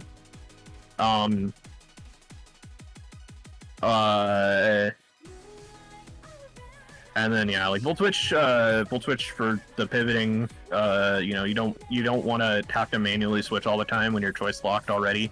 Kind of frustrating. And Defog, because I didn't have a slot left for Defog anywhere else on this team, really, that I could afford to lose. And I was like, you know what? The hazard situation is, like, even enough most of the time in this matchup that I can probably get away with Scarf Defog, and I was able to get away with Scarf Defog as my only Defog. And then Major Tunage, the Rillaboom. You know, Rillaboom, like, it has a lot of switch-ins on this team, but it also just, like, has a lot of things it beats up, like between like Arc Water and Swampert and like whatever else. That like it's kind of like with its U-turn, it's like kind of like plus U-turn, it's kind of a defensive like cornerstone. Or like offensive cornerstone rather. Like it is a major progress maker. This is just pure choice band. No speed as last time because it's there was no benchmark that was really meaningful. Low kick over superpower for hitting King Gambit because it's like the same threshold, but low kick doesn't have drops associated with it, and it has more PP. Yeah,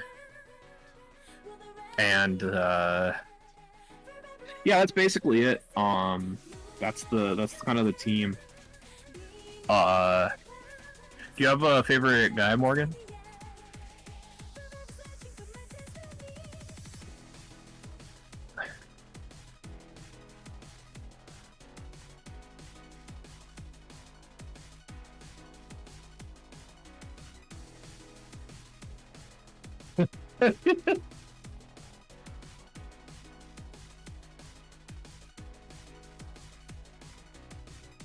Yeah.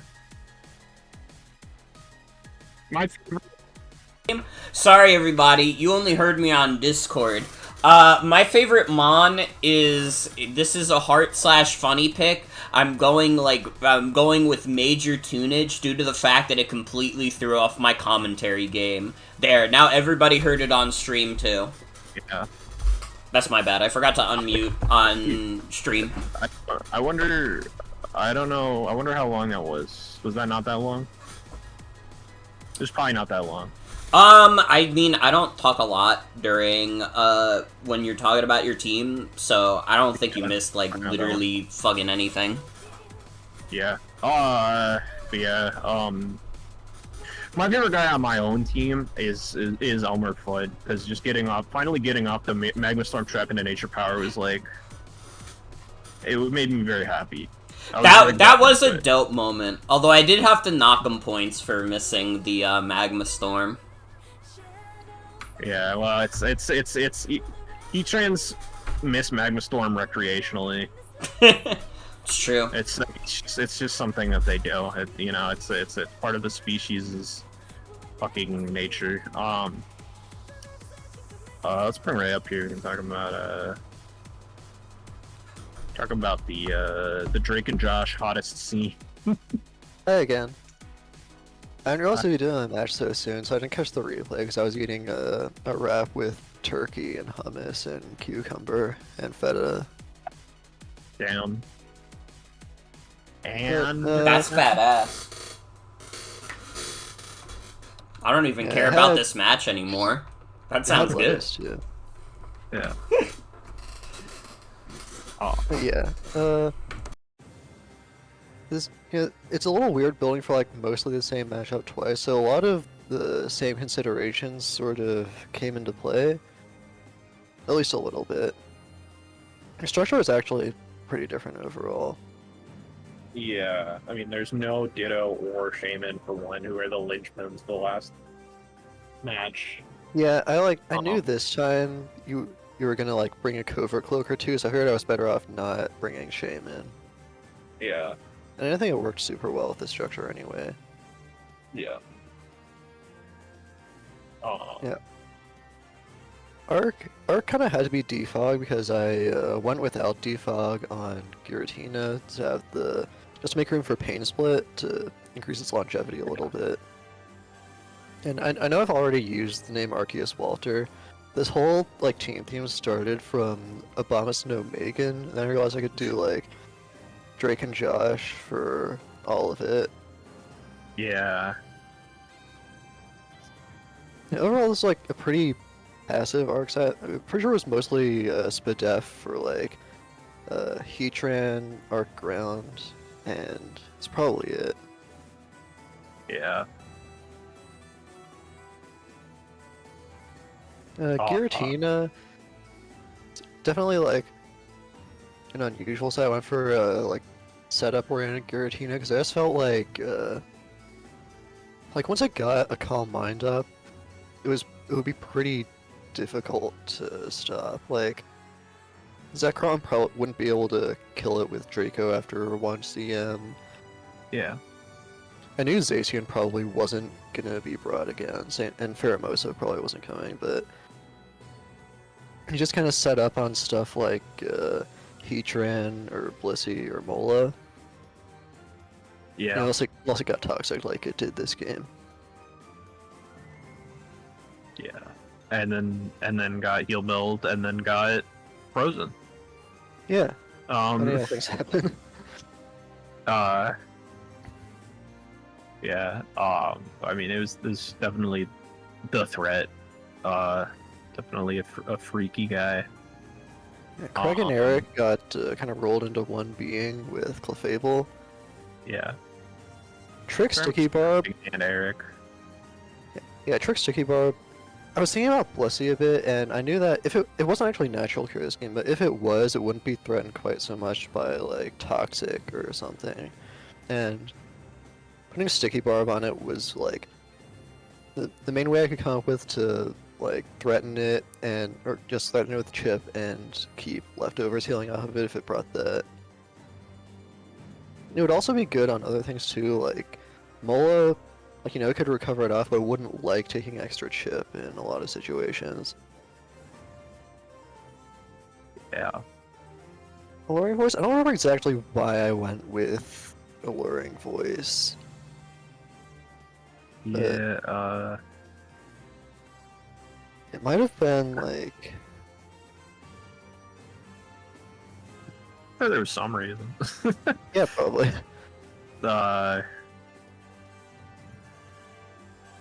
Crazy Steve, I went more into Spidef than Fizdef just because I was thinking about exactly what I wanted Swampert to be able to deal with here, and I figured that I was pretty set that Mixed Zekrom was probably coming, so I wanted to be able to take a Draco since it would be immune to Bolt Strike anyway.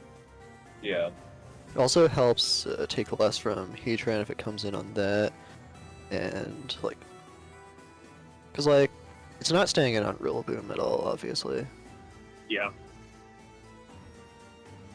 And I do just want to say, like, how long of a game you were playing with the fucking Nature Power Heatran, because you brought it up, like, I think on 2 separate occasions after our game in, like, week 2, was it? Yeah. I can't remember if it was 2 or 3. I was like, Yeah. so early in the game I was pretty cautious to only bring Swampert in on Heatran after Terrain was gone, but I think at some point I was just like, well, there's no way it's actually there, and then it was. Yeah. Like, yeah. Like, to be clear, like, we did have, like, our aborted game here, and it was never shown in the aborted versions of that game either. It's just fucking nonsense. Just a very long con with the Nature Power. You got Abomasnow Megan. Yeah, Abomasnow is like, I was kind of relying on like it not being something you were super prepared for, I guess. Yeah. I thought Veil was just generally good at letting things like Clef and Swampert come in on more things freely. Yeah. Because especially if you think about like Zekrom especially, I wanted to be able to not. I wanted Clef to be able to like potentially come in on that without taking like half its health from a Bolt Strike. And overall, it was just like, yeah, you just have like a pretty threatening special coverage against like Arc, Ground, and Mola. Blissey did like, once it was revealed that was fully special, Blissey did pretty much completely wall it.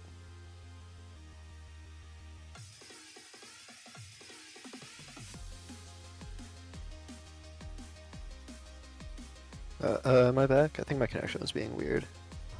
I think that's Discord. I don't remember hearing you explode. Yeah, the stream was like loading a bit for me, so I figured it might be connection on my end. I don't know, maybe I'm crazy. You sounded fine to me. Alright, well, I sound alright. I guess I move on to Diggersby, which is like one of the few mons in common with last game. Although last time it was It's happening on my end too. To be clear, sorry, I wanted to say that for everybody. So Eve was not the only one hearing it. It was not just one guy, but I was just being respectful, and I was just like, you know what? If nobody else is saying anything, I'm just gonna sit here and let Ray talk. Yeah, Diggersby. Yeah, I went with Scarf this time. Funny enough, I went with Scarf because that Scarf would actually let it potentially revenge kill Zekrom, or like at least threaten it out, but then you brought Scarf Zekrom, so that did not come into play at all. Yeah. Also, here with Zacian pretty much out of the picture, there was nothing left that, nothing non-Scarf at least, that would outspeed Scarf Diggersby. Yeah. What? It's kind of funny. It is the second game in playoffs I've brought high horsepower on stuff because there was grassy terrain on both rosters. Neither of them are horses, notably, but only horses out of them yet. Well, you know, I mean, there's some debate. There's some scholarly debate on if they're horses or not, you know. And there is a horse on this plot, but there's definitely a horse on my team, but yeah, it's not either of the monsters packing high horsepower. And that's, you know, part of why there's so much scholarly debate on this issue. Because if Arceus doesn't learn it, you know, that's the big cheese. That's the biggest horse in the city. That's the biggest horse around. So, you know, if that guy don't learn high horsepower, then who knows? Yeah, but, yeah. We live in scary times. Do you have any final thoughts overall on this team, on this game? Overall, I think like my biggest mistake was like just playing that risky with Swampert against Heatran, because that was definitely kind of a linchpin for this team defensively. Oh. But yeah, it was a good game. So, yeah. But yeah, like good shit. Like, what's your favorite? You have a favorite guy, Morgan?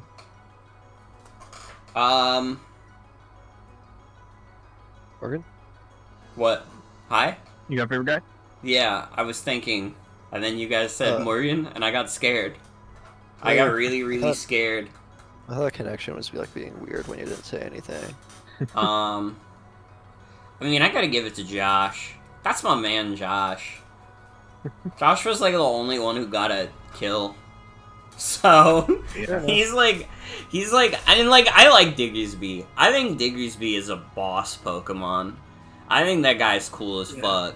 And if anybody could have gotten a kill that match, I'm glad it was Josh. Alright. Yeah. Alright, thanks for your time. Yeah. Good shit.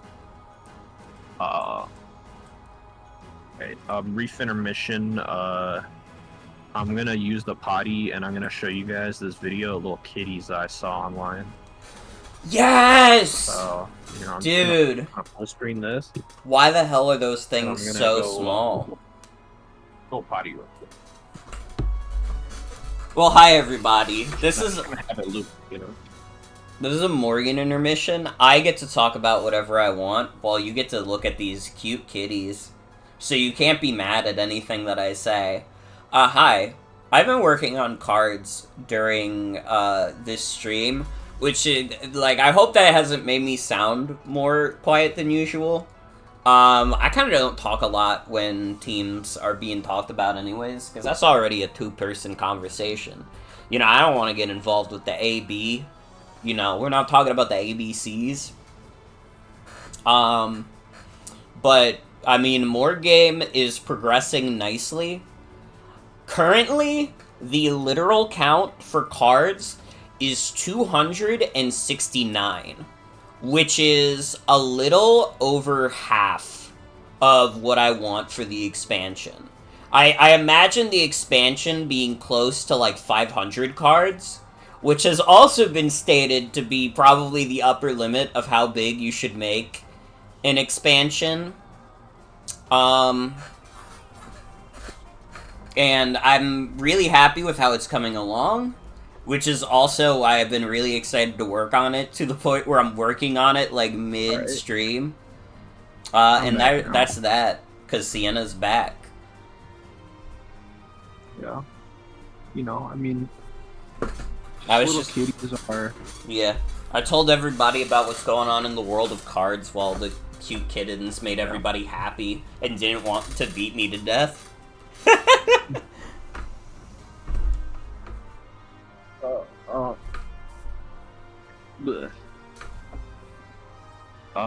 I'm gonna, so let's talk about Sauzels versus WAFFLOES.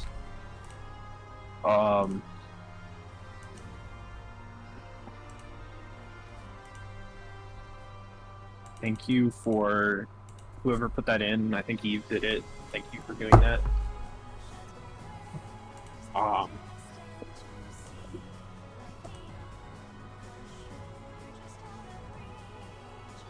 This is the game. This is the game. Oh wait, we need a theme song. The Sauzels Playoffs team from Nintendo Land, of all games. Of all games. Of all the fucking games, dude. Sorry. We got WAFFLOES versus Sauzels, though. This is a scary song. What the hell? No wonder the Quagsire is named that. Yeah. What the hell's going on? It has wings. It has wings, by the way. Arc Fairy's eating a nice toxic. Yum yum poison in my mouth, bruh. The little face on Magirna. Dude, refresh Arc kinda goes crazy.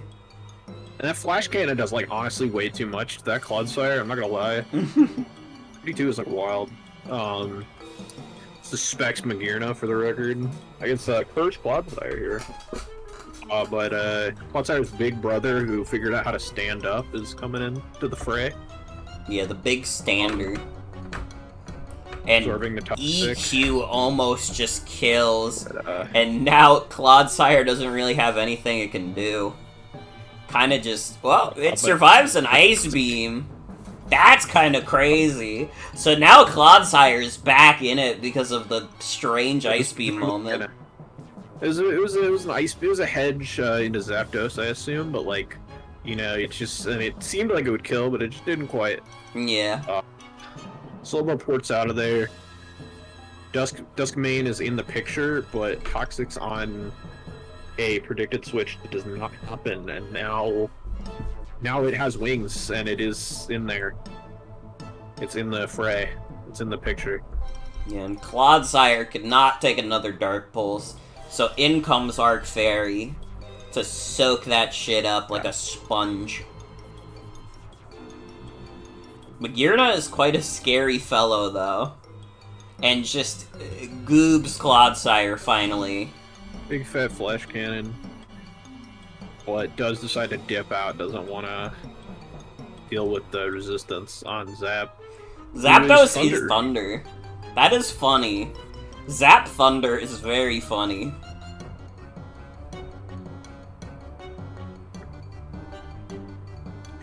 Who found me? Who found me? This match is too scary. Can Sauzels get a different battle theme? Because I'm, like, terrified. What the fuck? The Rock Polish whole toilet comes in, though. It does an Earthquake. That doesn't really do anything to Clodsire, to Quagsire, I mean.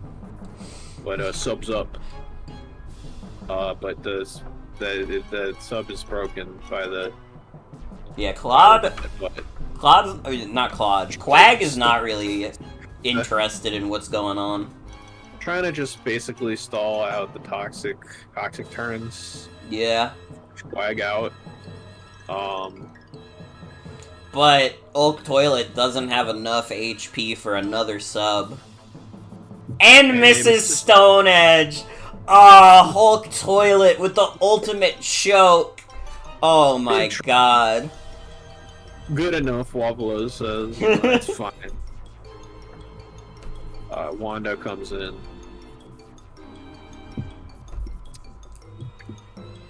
We're just switching around. Just playing some footsies here. In comes Yveltal. Big Ultraverse to be faster in order to stack for rocks, which is pretty fire. And then Magirna comes in. You know, it's looking kind of rough, and Jesus! What the fuck? What is... Specs Magirna may be strong. It's fucking and, crazy. Happens. But, Jesus Christ, that was -1 fucking flare cannon. Oh my god, that dude. shit. Oh my god. Magirna is fucked. Self-explanatory comes in. I don't know if Zap really has anything it can do. It does! It has Weather Ball! Oh! Oh my lord. It's an attempted nice Zap thunder. sweep, but no, it doesn't get the full Finally- para. So it's out of there. Finally paralyzes Magirna for once. You know, that Zapdos has been trying to paralyze Magirna for some time. But yeah, it's looking a little bit like it's the end of days for fine. WAFFLOES. Stick up does not work on that. Psych up Arceus fails to do anything into Iron Boulder, and WAFFLOES passes away. Yeah, it's over for Rest WAFFLOES. in peace. You have to turn the song off now, otherwise I'm gonna be like scared out of my mind for the rest of the stream. Thank you. Thank you. I'm not scared anymore. Well, I'm a little scared, but not as scared. If Sauzels came in here and said nightmare, nightmare, nightmare, that would fucking terrify me. Oh. Alright, well. I hope that doesn't happen. Nightmare. Nightmare.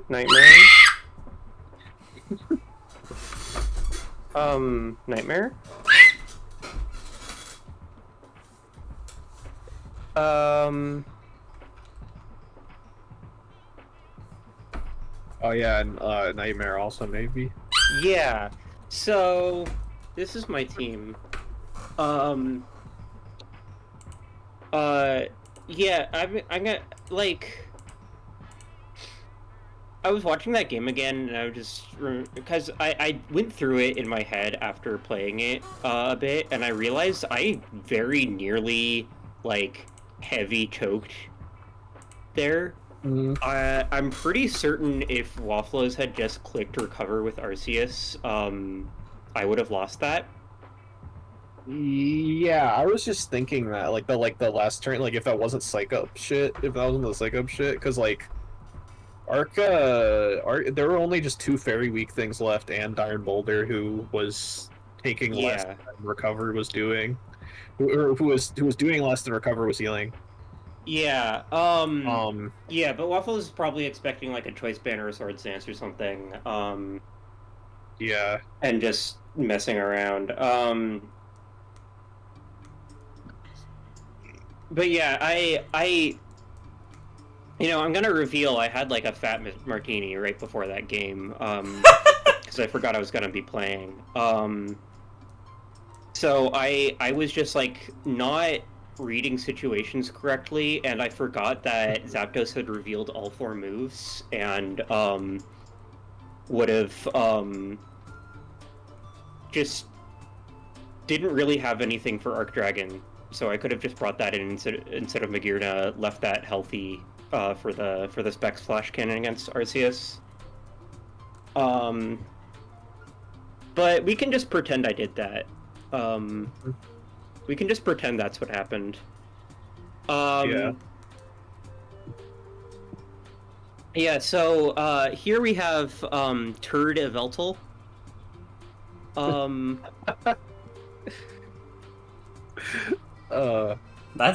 That's pretty dope. That's like new technology we just unlocked. Yeah. See, So there's, yeah. there's some move order play on this team in general. We got some. Yeah, let me just look at WAFFLOES roster for a second. Yeah, so yeah, Yveltal was a pretty obvious choice to counter the Duber. I really needed those dark pulses threatening Necrozma the whole time. Yeah.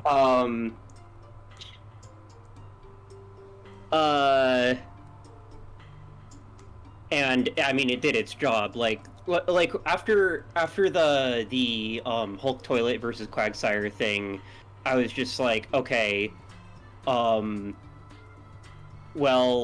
I'm not gonna like undo almost everything I did and just let Necrozma get Roxette back up for free. So I'm bringing in Yveltal. So and yeah, that just worked out. It's just like very good at threatening it the whole time. And then Toxic for the switch-ins, Arc Fairy, Mega Tyranitar, Zapdos, just all of those just really hate being toxic, so that was basically my second offensive move, and then hey, U-turn Roost again. Yeah. Yeah, and then I just had like some and then I just like had some speed threshold and then modest 128 to get the beefiest dark pulse as possible. Yeah. Specs Magirna, I think, was just kind of, it was almost decision. Like, yeah. Like you were just kind of like, should I just bring Specs Magirna? I want to bring Specs Magirna. I want to click buttons. Like, I was just like, And then yeah, it was huge. It did so much damage. Like, yeah, just like watching like fucking -3 Magirna do 43 to Zapdos is so funny.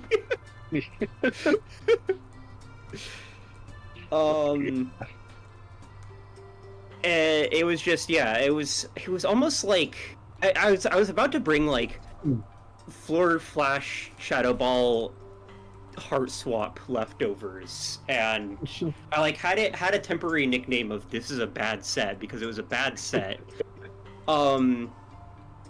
Yeah, Shadow Ball is mostly there for Dirge, and that's what the speed was. Speed was kind of a semi-arbitrary threshold. It was like outspeeding a Dirge that was outspeeding like support Blastoise or some shit, stupid shit like that. I don't know. Yeah.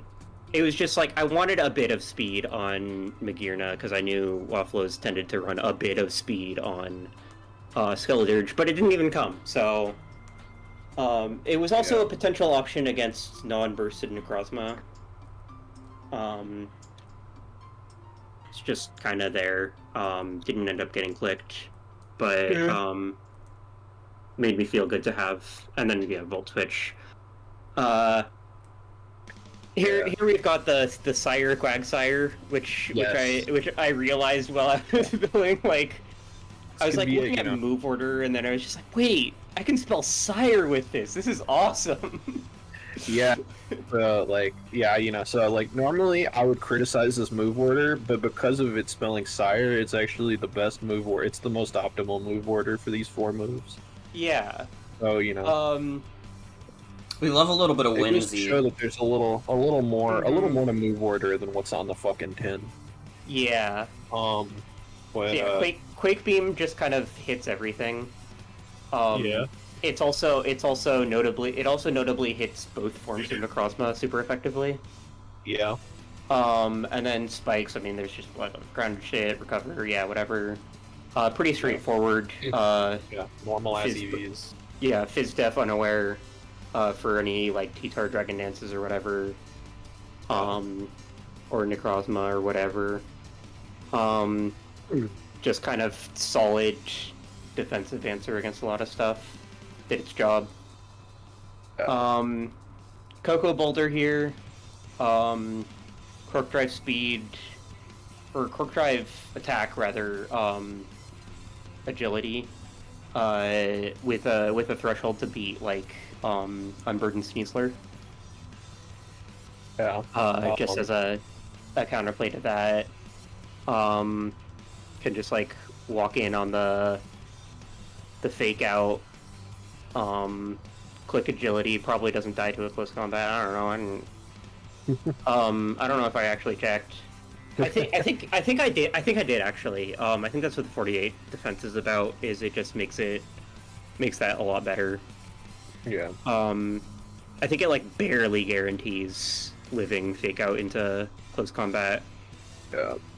And then Coco is very standard. Self-explanatory. It's self-explanatory. That's why I named it that. It's like it's Coco.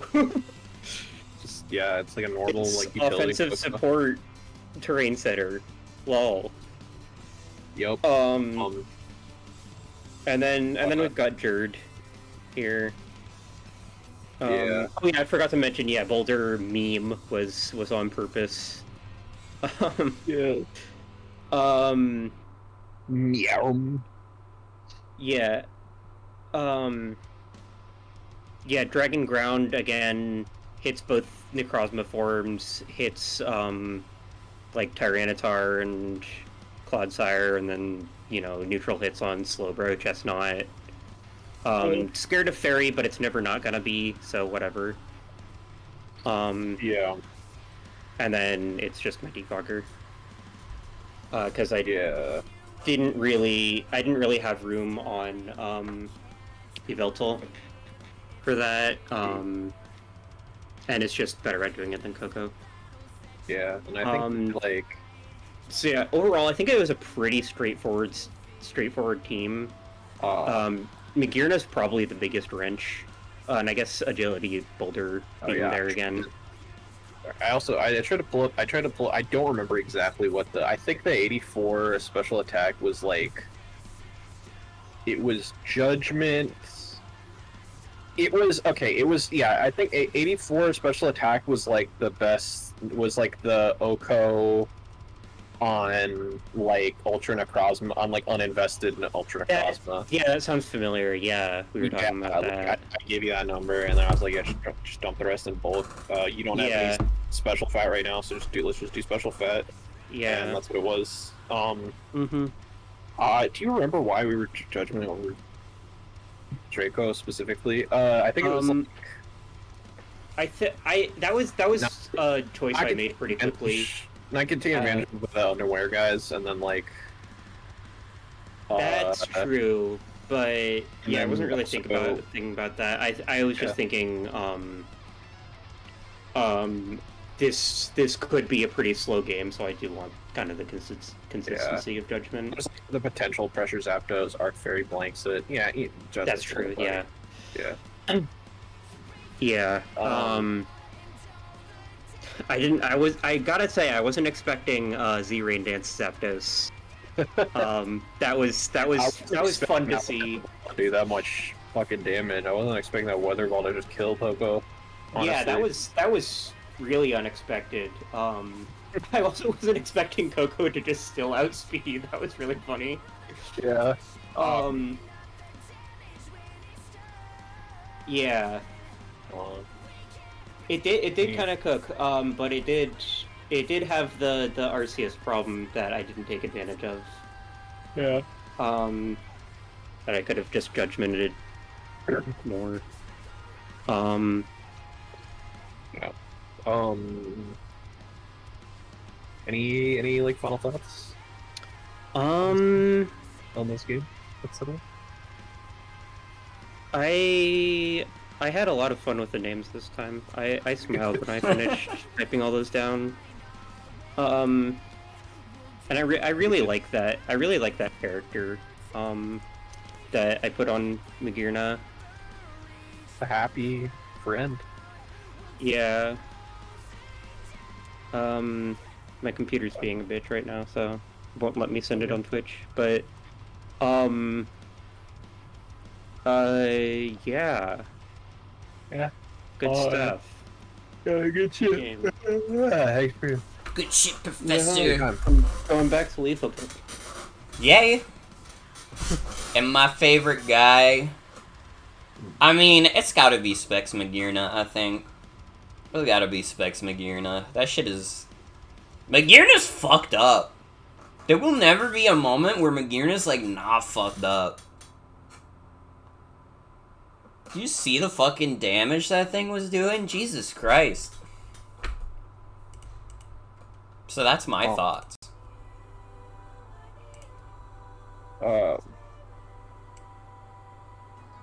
Yeah, and then, but yeah. Mirna is a gamer Pokemon. But yeah, that's after Sauzels.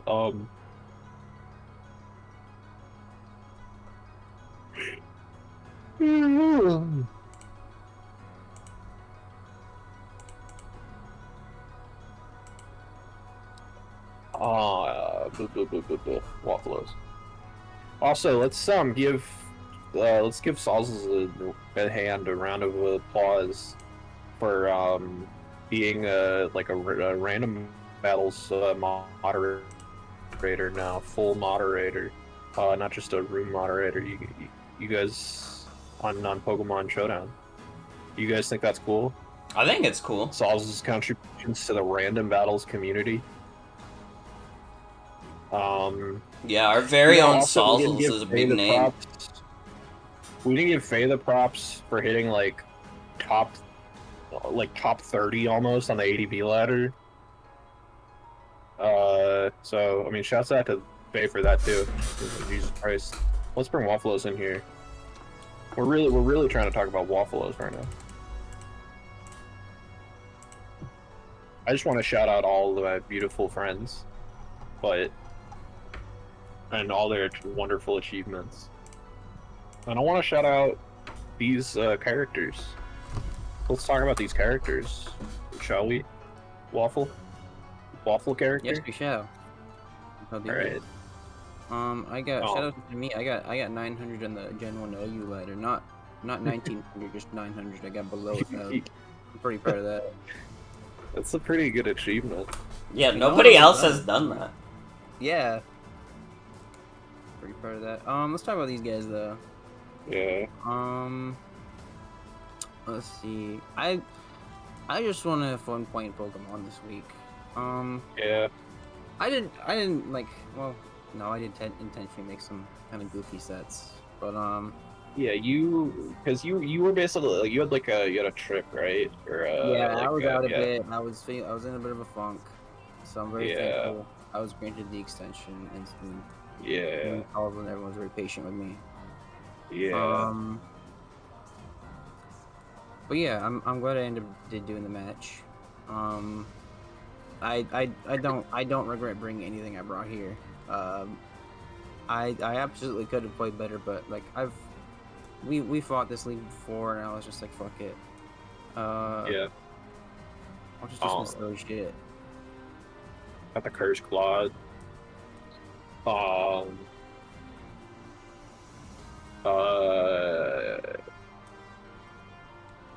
got Specs Slowbro. Specs Port Slowbro, which is pretty fucking fire, actually. I love these bros. I love all the slow guys. I miss having Galar Slowking carrying my team. It stinks. Slowbro's almost as good, but not quite. I just put fucking water, grass, fire coverage on this thing. I think grass knot was for Claude, or not for Claude, for Quite. I got it mixed up too. Yeah. For the big blue guy. Yeah. Yeah. There was no reason I would have stayed in, but I need a grass move because I'm scared of that guy. Yeah.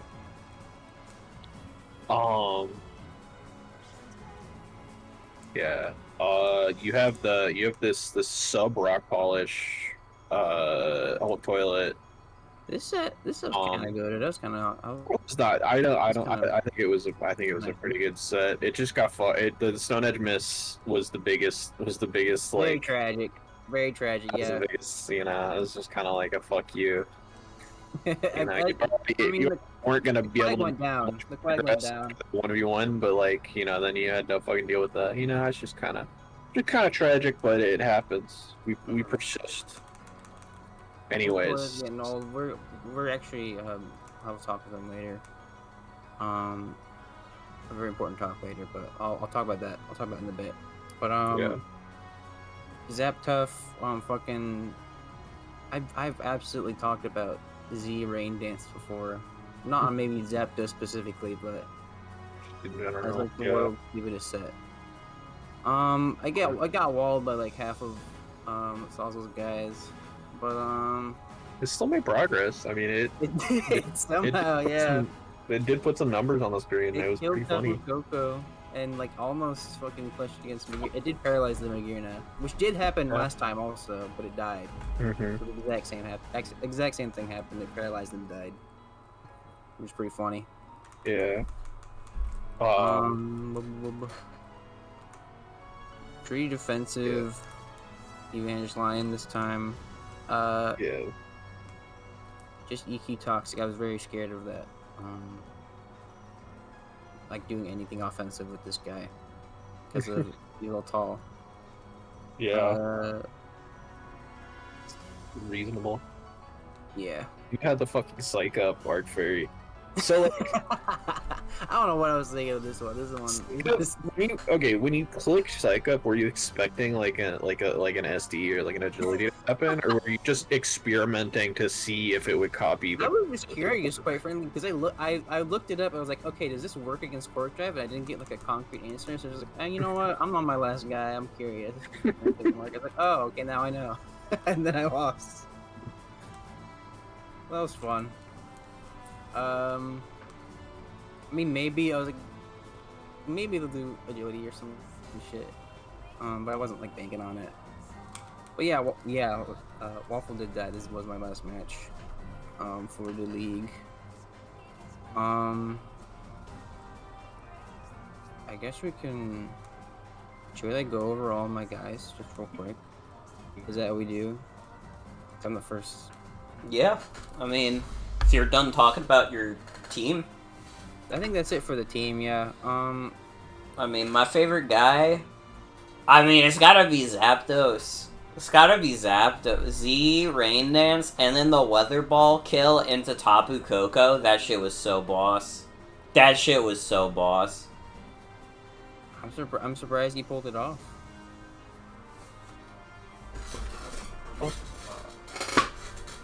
Is the audio terrible? Is it? Oh wait, I think it's good now. Oh. Well, I can hear you now clearly. You guys can hear me. Whatever happened, it's good now. I couldn't hear you for a bit. You were going crazy mode. I don't know. I think Discord might be being rude tonight for many users. Yeah.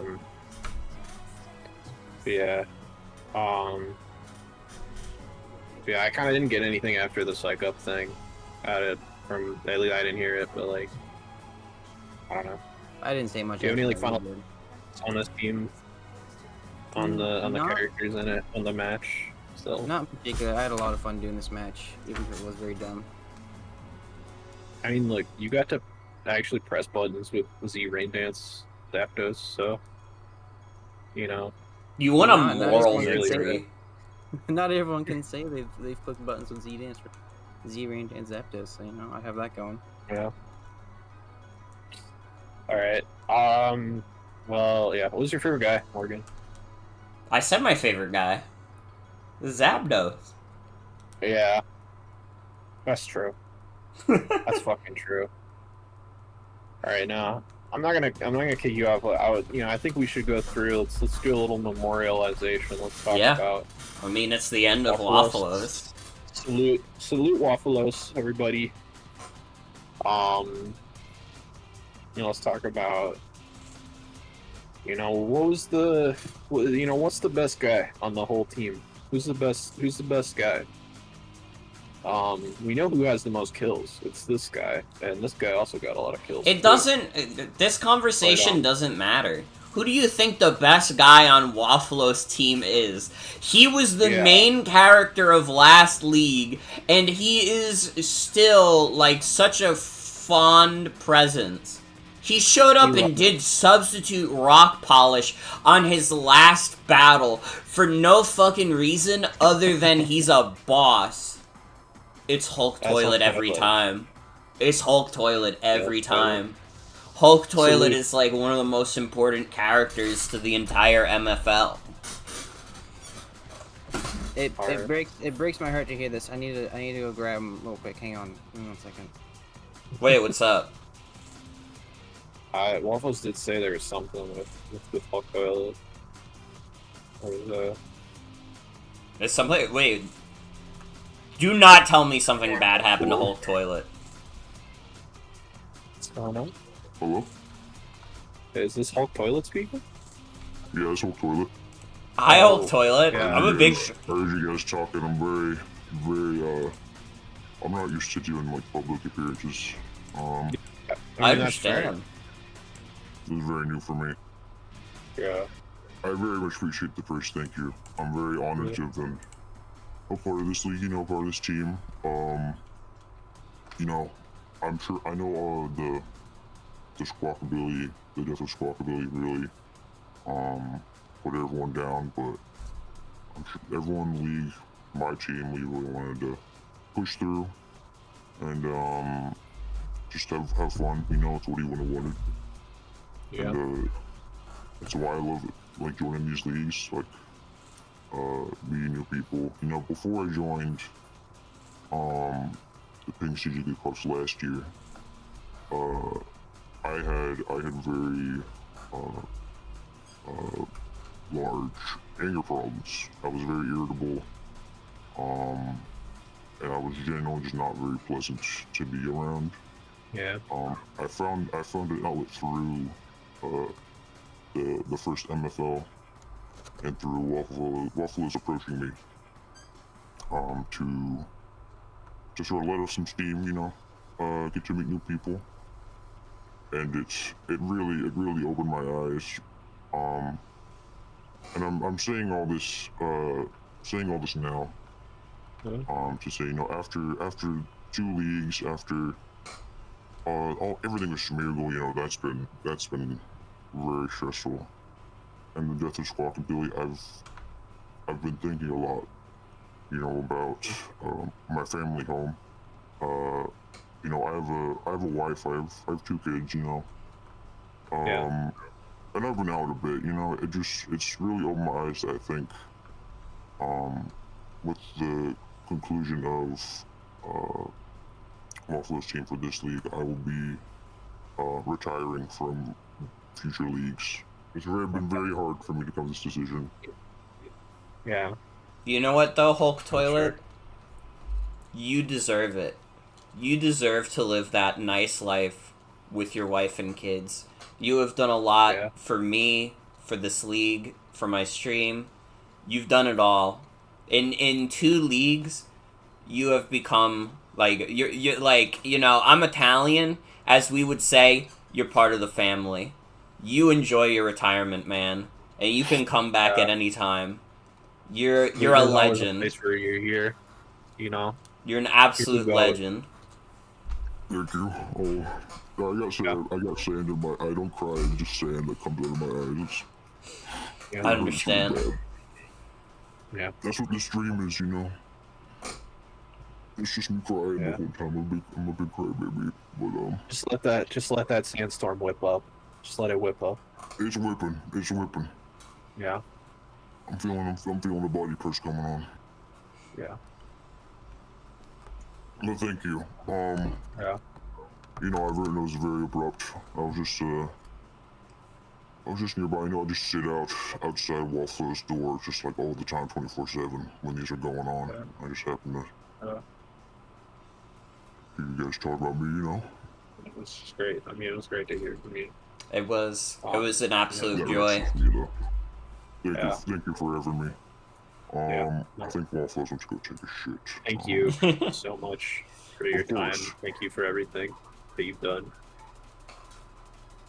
Of course. One more thing I'd like to say. Yeah.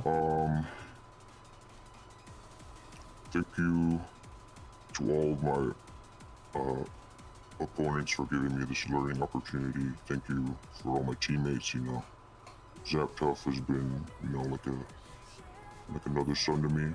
Seeing him rise up in the ranks, seeing him figure out this draft league thing. You know, all my old best buds. You know, Corver Knight, Raylu, like everyone's been so kind and supportive, and I'm just thankful. You know, that's really it. You know, have a great night. Thank you, Hulk You Toilet. too. You too, man. You enjoy retirement, man. Yeah. Thank you very Have a much. good one. See you on the flip side. Wow. What What a emotional beautiful moment. It And what really a tremendous was. speaker Hulk Toilet is. As well, Truly. You know, just profound. You know, whenever MFL 3 does happen, it'll be a little weird to not have Hulk Toilet, but again, if anyone's earned retirement, it's him. He deserves it. And you know what? Shout out to WAFFLOES in general. You know, WAFFLOES in both leagues has been an absolute joy. WAFFLOES is always coming up with the most, like, fun, inventive sets. And, you know, sometimes they don't work. But when they do, man, you love how much WAFFLOES is cooking. Like, WAFFLOES is, like... WAFFLOES is the ultimate wild card. WAFFLOES is, like, literally so fucking, like... literally so, like, inventive when it comes to Pokemon. And it's always a joy to have them around, really. And I'm really glad she was involved with this league and last league. And, you know, it's... when MFL 3 happens in the future, I hope to have WAFFLOES around again, because it's just a joy to have. I believe that one day WAFFLOES will win on the wild card factor. Never count WAFFLOES down, is all I'm saying. Yeah. Oh. Alright. But, do you think we got to get a move on? Yeah. It's about that time. How many more matches do we get? Is it 2 more? Just one. Oh, just one? Oh, shit. Yeah. I thought we had 2 more. Oh my god, I can't count. Sorry.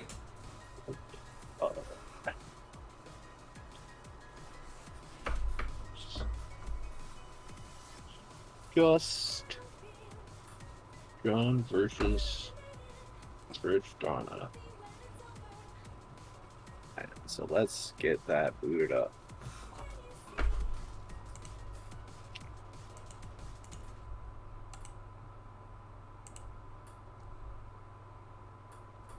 Why is it being so slow? Come on now. Hyper Beam has died badly. Come on.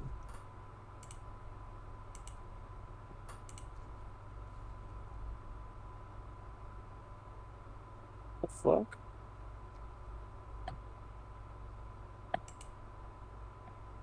What the? Oh, the fuck? Wait, is Hyper Beam goobed right now? Oh, maybe the proxy is goobed. Let me turn it off and on again. There we Okay, go. it seems good.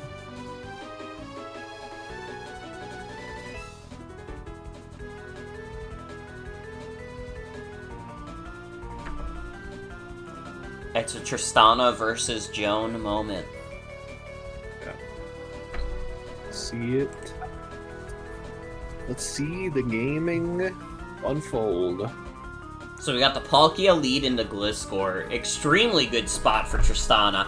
Hydro miss though! Ugh! You hate to see it. Take a potential Moonblast or Toxic in this case. Yeah, that worked out quite nicely. And getting a Stealth Rock up.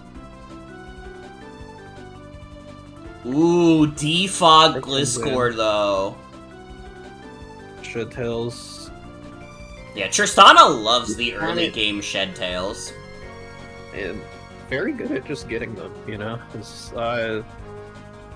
always good at finding those Earthworm opportunities.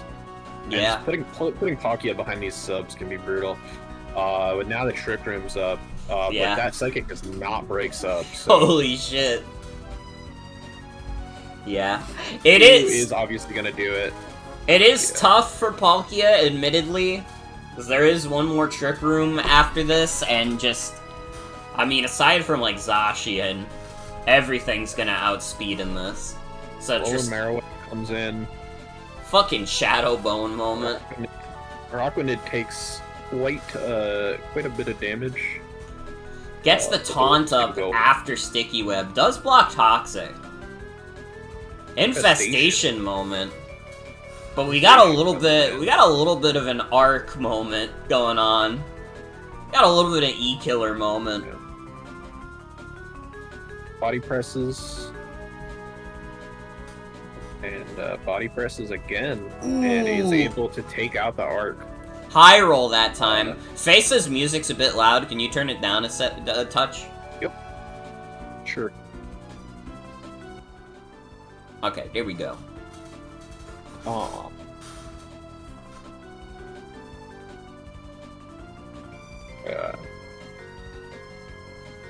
Gliscor comes out, starts setting up spikes on Tristana. Sword is clicking heavy slam.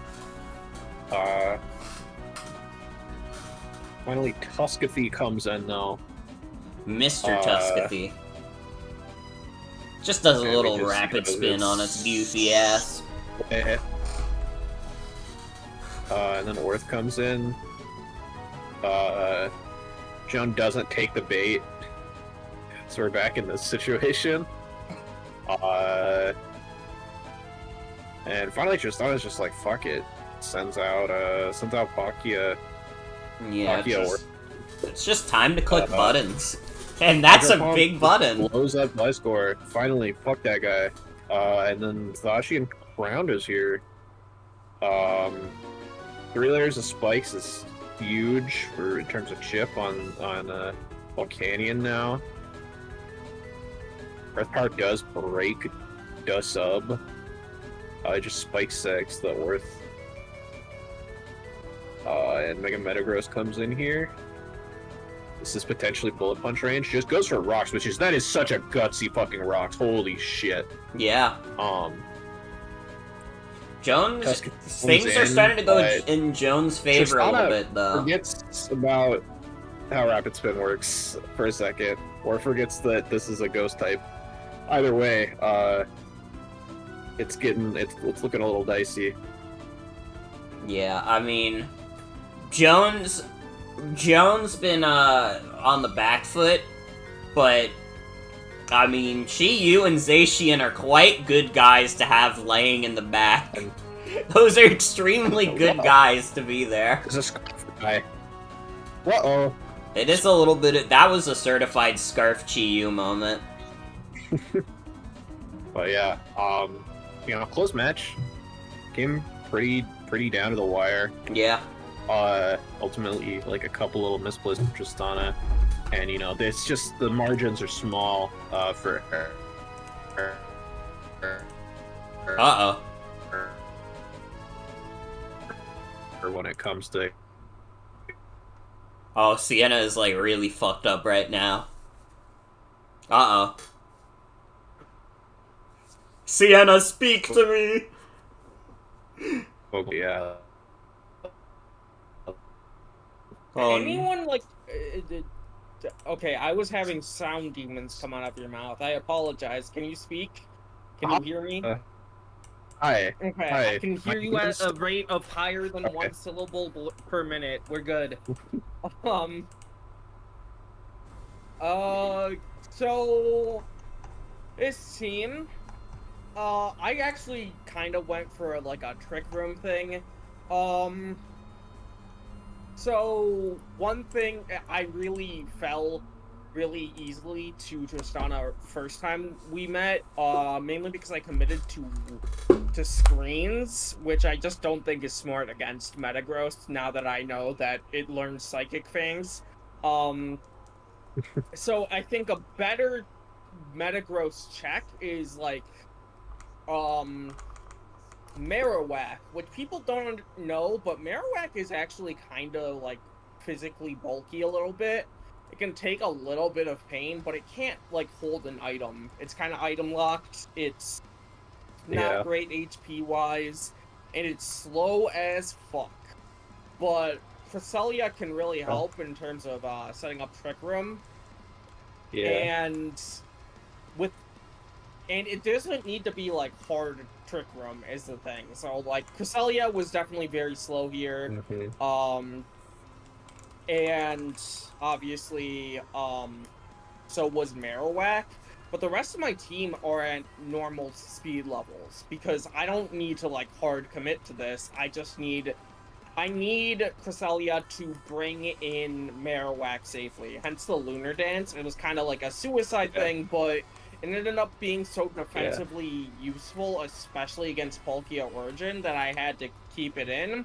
Part of that was definitely luck because of some unfortunate misses from Palkia there on a 95% and an 85%. You know, missing one 85% move, that's like, okay, I get it. But like, once you miss that 5% chance to miss, I think you kind of like want to throw your Game Boy in the trash. That's like, that's how I feel about it sometimes, especially when it's like important, right?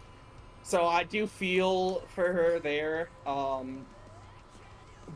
but I won't like lie that it did help me. It's like weird. It helped me keep Cresselia alive long enough to break sub with Psychic, which is important. I think Cresselia would just be able to break sub and then would die without being able to land that Toxic off on Palkia Origin if those attacks hit. So like that's actually pretty big, not having that Toxic there, because then I'm pretty sure that I wouldn't be able to chunk Palkia as effectively with Marowak. But, you know, Mons, things happen, crit happens, miss happens. Other than that, Chi-Yu, Scarf, I think, weirdly enough, despite the Trick Room stuff, I think a lot of my Pokemon were, at least with Scarf, in a really good speed tier to just outspeed a lot of other Pokemon. So Zacian and Chi-Yu are just like a really good offensive combo because of that.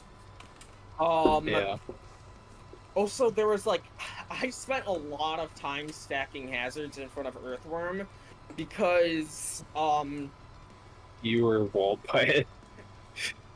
yes, I was walled by it. I couldn't do damage to it at all, but stacking hazards there, I knew that Earthworm couldn't switch out either. So it's like, that thing would probably run out of PP before I did, combined with Spikes and Stealth Rock. Yeah. So I just had to sit there and wait for that. When they switched in Great Tusk, like, the thought of, oh, just switch into Marowak did come into my mind. It definitely did come into my mind, because switching into Marowak, you know, it resists Ice Spinner, but something at the bottom of my mind was like, oh, she's gonna click Earthquake, right? She's gonna click Headlong Rush or Earthquake, or I don't know if that thing has high horsepower. It could be a horse. But she's gonna do something, and then Marowak would be like an empty slot, essentially, because it would be both slower and it wouldn't be able to, like, actually get an attack in. There was also the option of switching into Cresselia, which does just straight up do better against Great Tusk, but it doesn't block spin. And, you know, maybe I shouldn't have been super committed at that point of, like, either staying in or switching to Crest, because, like, I don't know, like, If I stayed in, I could have lost to Ice Spinner. If I switched to Marowak, I could have fell to Earth. When I switched to Cresselia, that's technically the highest EV play. But from that point, I feel like my strategy would be like linear and obvious. Like, oh, click Psychic. Oh, click Toxic. Oh, okay. Like, stuff like that. But Earthworm was so low that even if it was linear, it would be kind of alright. The issue was that Mega Metagross in that position was way too healthy, and I can't do anything against Mega Metagross, and it threatens Cresselia pretty well. Yeah. So I just risked it not being Ice Spinner. Yeah. Extreme Killer Arceus here has Taunt because I wanted to shut down Shedtail sometimes, but she set that up too quickly. The fact that Yeah.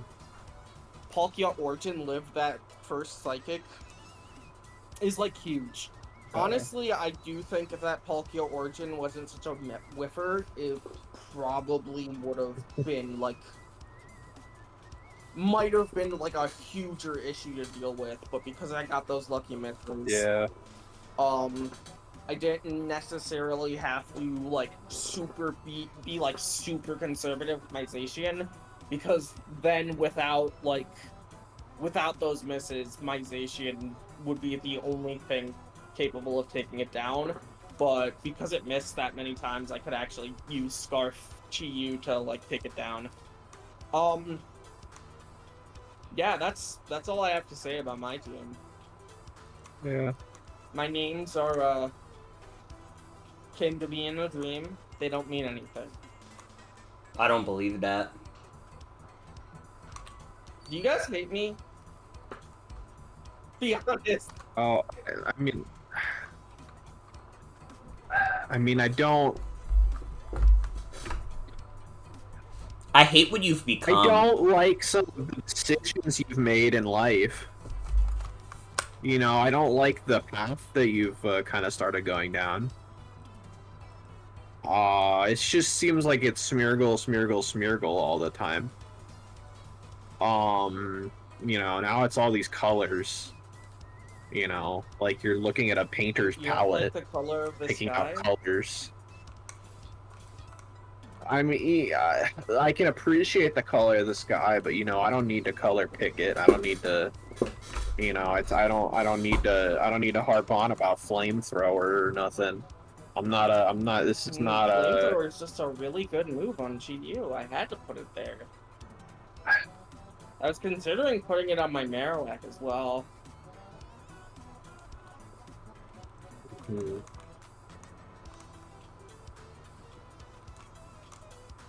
know, Arc probably could have run Flamethrower too. Actually, legitimately, like, this is not even like a joke. If Arc ran Flamethrower into Earthquake, it would be better into that, it probably would have killed that Earthworm instead of the opposite way around. Oh, don't worry about it. This is not a joke to us. Think twice before insulting Flamethrower. It's a good move. Yeah. Joan caught not buying enduring speed on Abrams. I have to get Life Strike first. You don't understand? Anyways, you're out of line. That's all I'm gonna say right now, okay? I don't want to make this into a thing, but you're out of line. Okay, let's move on to Tristana. Let's move on to a less compromised individual. But also, what is your favorite guy on this? These guys are all named after colors and shit. Or wait, is this a color?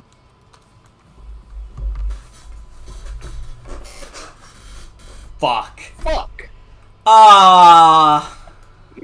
He's compromised too. So, like... Sometime between week 1 and 2, Gliscor got compromised, dude. Let's just call it all... let's just say it's not, not Smeargle is the best guy. Not Smeargle. This time on this one. Just not Smeargle. Yeah, just not Smeargle. Yeah. That sounds good. Okay, and, now... talk about Tristana's final stand. Hi. Chris Ryan. So this like. Oh my god, I forgot about my nicknames on this team. Is this?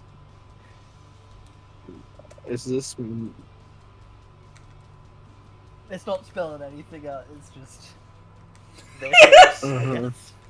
That's Or something crazy. I think I see now. I understand the idea. I understand the idea now. I respect the tenacity of it. Yeah. This team, I think, like, I started out with just like straight up copy pasting the last time I fought Joan, and just mixing it up from there. Yeah. Rematches are tricky. I think that's I think that's kind of a workflow that a lot of people work from.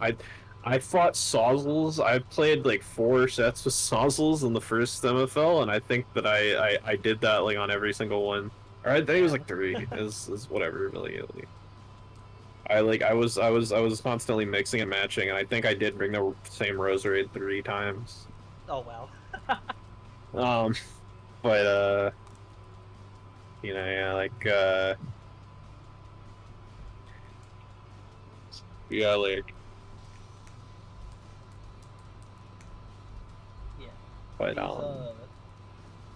I think, of course, it's the same kind of general Palkia and Metagross as usual, but I was scared of the general speed tiers of everything, so I did the usual Araquanid with the sticky web. I was happy with that being there. Orthworm, just because I had a feeling it'd be my last hurrah, so I was like, yeah, I gotta bring Orthworm, because I think definitely Orthworm is my favorite in my roster. Kind of like your signature guys, yeah. Like, I don't know, Orthworm just ended up making a lot of sense, and like honestly, I don't like you ended up doing. I don't think that Morgan, like Morgan. No offense to Morgan, I don't think that Morgan ever successfully got off of like a shed tail that like did anything in MFL 1. Like Not when, at all. when she had Earthworm, like I think that one successful shed tail happened and immediately got whirlwinded away. Oh god. But like. Well, you were good at finding the opportunities to shed tail, and you ended up and like fucking we realized that fucking Palkia behind a shed tail is one of the scariest things ever, apparently. Yeah. Very fun defensive just typing, fucking plus it's Palkia, so yeah. Yeah, very happy with Orthworm, just in general this league. I think it's very valuable as just pressure on team building in general. You cannot you can't just discount it not appearing or something like that. Yeah. It's crazy builder pressure. It's fucking. You have so many huge threats to give this shed tail to. Yeah. Aside from that, I think I was just terrified of Extreme Killer, of course. Yeah. Extreme Killer would have absolutely hit me badly. Not once again. You know what I mean. If I don't keep it in mind, it's gonna hurt bad. So I had 2 Pokemon physically invested to keep in mind for it. I think it's just very funny that Orthworm ended up being the thing that killed it. Yeah, Earth walled it. It was E-Speed Earthquake, so Earth just walled the shit out of it. I mean, it was still taking quite a lot from E-Speed because E-Killer is strong, notably, but you know, that's like it was winning in the damage war. Yeah, I think it was a roll by the end. But... yeah. Yeah, I think you got like low roll, high roll in a row on like the body presses, but yeah. Yeah.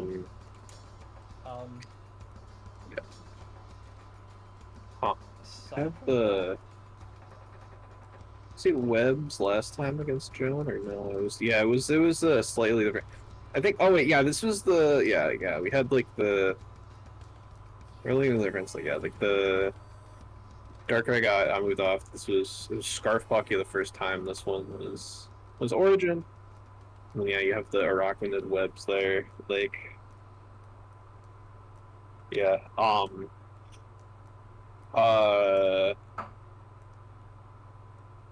I mean, honestly, like, yeah, like, that was a really good game, I think. Yeah. I think it was super close. I think like a lot of it came down to just like tiny misplays and like some like luck, and you know you can't be too mad about going out on a match like that. It was Yeah. super solid. I'm just happy I made it to playoffs. Yeah. Yeah, I think I could have maybe played that one better, but it's whatever. I'm still really happy with it. And I think overall I'm really happy that in the matches I lost, all of them except the one against you was a differential of over 0 to 2, which was really interesting to me. Yeah. Yeah, really solidly like close on most of the losses. Like, yeah. A lot of close losses, a lot of close wins, dude. I'm stuff overall. Not unhappy with how I did. Yeah. I think that's about all for my team.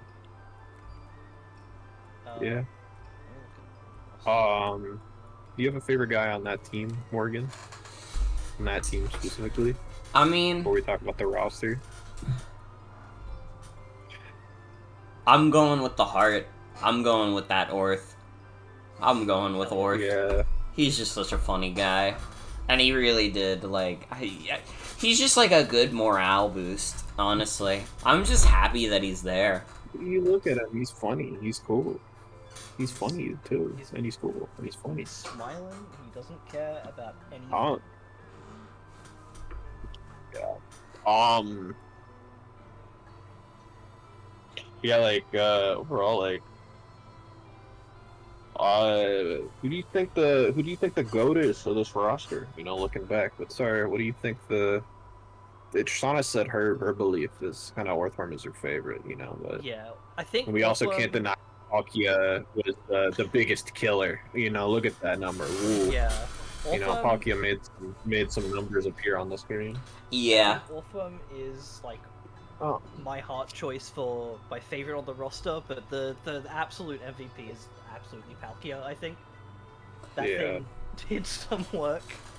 Yeah, the thing is, like, I don't love the idea of choosing, like, everybody's uber dubers as, like, the GOATs. That's just not my style, you know? Yeah. It's like, oh yeah, uber duber, click the big button. Yeah, no, duh, it's a uber duber. But I mean, it's kind of hard not to pick Palkia in this case. I mean, I even thought about, like, doing Mega Metagross, and it's like, dude, Mega Metagross has half the fucking kills of Palkia. Palkia was, like, so fucking strong. You had to respect Palkia every game. Like, consistently, like, top 3 killers of the entire league, like, the entire time. Like, yeah, like... It's undeniable. That's the GOAT. Powerful character. It's fucking Palkia, dude. Honestly. Guy is strong. Like, everybody got at least a solid moment on this roster. Like, everybody was scary. Everybody did something cool. Like, overall, I think, like, except for maybe not Arceus. Well, I don't know. Arceus Grass burned a Zacian Crown. That was nice. That was a good moment. Got a couple kills. I think Arceus somehow is the weakest member of the roster, but somehow Arceus Grass just felt like the least useful. I don't know what happened there. It's, life just happens. I think it might have been the least brought Arceus too. Yeah, like really? there's 5 rings on Arceus. like and then Theist Horse, like no, like I think it's like quite notably the least probably at 3 to like Damn. however many fucking all these other ones got. So yeah, like I don't know. I think the trade-off is that Palkia does act as a pretty good Arceus on its own. It's in Origin form. It's the same speed stat. The stats that matter are at least 120. It's got a really nice defensive typing, and it's got the item restriction. So yeah, it's basically an Arceus. But yeah. Anyways, yeah, like I don't know. Any final thoughts before signing off? I mean, I think you got most of it out. Like, just But... Yeah, I think all I'll say is I'm very proud of the fucking Wizards and their performance. Yeah. And the real moral of the story is that Scooby-Doo taught us that the real monsters are humans. True! True as fuck! You're fucking right. I do want to say, like, Tristana, I'm also really happy that you made it into playoffs. Even if you didn't make it in the end, from the very last league, when you kind of joined, like, halfway in due to, Frigg dropping out, like, I had high hopes for you. I was literally, like, I knew you were a special player. And you really proved that this time. You had a really good track record this time. And yeah, you got a little fucked in playoffs, but that happens to all of us. I mean, last league, I had, like, my fucking, like, 4-win streak after, like, flopping, and I was feeling so good, and then I died first in playoffs. So, you have a better track record than me, based on this league, to be honest. And you just did, like, good stuff. You built, like, one of the strongest rosters in the league. Like, it's fucking... There are so many good guys on this team. I mean, Sienna said it earlier. It really just is. If you didn't get fucked into getting, like, a kind of shit arc, this roster might have been, like, the best in the league. I don't know what I would consider the best in the league, but this could be a contender. Yeah. Yeah. There's a lot of good rosters either way, but yeah. Good shit. Another thing I also wanted to say is thank you, Sienna, for helping me out so much during the league. I almost forgot to say. Yeah, you were instrumental, I think, to a lot of the learning I made, as well as like a lot of the team building. So. It was a pleasure to work with you, and I got Zekrom out of it, so it all worked out. I think it all worked out. I helped you get into playoffs. You gave me my boy. It all worked out in the end. But yeah, all right. Thanks for your time. Thank you so much. Around. 07. All right. So about wraps it up. Playoffs week 1 and 2. We'll come back around. We'll be back around for some permutation of playoffs weeks 3 and 4 and 5 and 6 and 7 and 8 and 9 and 10. MFL Uber's Draft League is going into overtime. Yeah. I still haven't decided if Grand Finals is gonna be its own stream or not. We haven't. We'll talk about it more. We'll figure it out. But you know, it's not a right now topic. But the point is, in a couple weeks, you'll see another stream. That's the end point. Yeah. I did want to talk a little bit about kills. Look at kills or like fucking my Zekrom has reached the highest kills now. I didn't really talk about it because it's like it just felt normal, but like Zekrom got 4 kills in the game against Ray, and immediately shot up to the most kills in the league. Zekrom kind of godlike. Otherwise, this kill ranking is pretty much the same. Palkia will probably be dropping off a little bit because he's no longer around, but I mean, he definitely did a good run. Then kind of, I like to think Palkia handed the baton over of most kills right over to Zekrom. you know, they're kind of linked. They're kind of spiritually linked due to the circumstances around their respective obtainings. Meanwhile, I'm looking at the bottom of this and seeing Ogerpon and being like, look, Gary, there I am. Yeah. Hey, if we scroll down a little more, there's I don't know. I had pretty even kills across my team. Yeah. Like, most of my team got kills.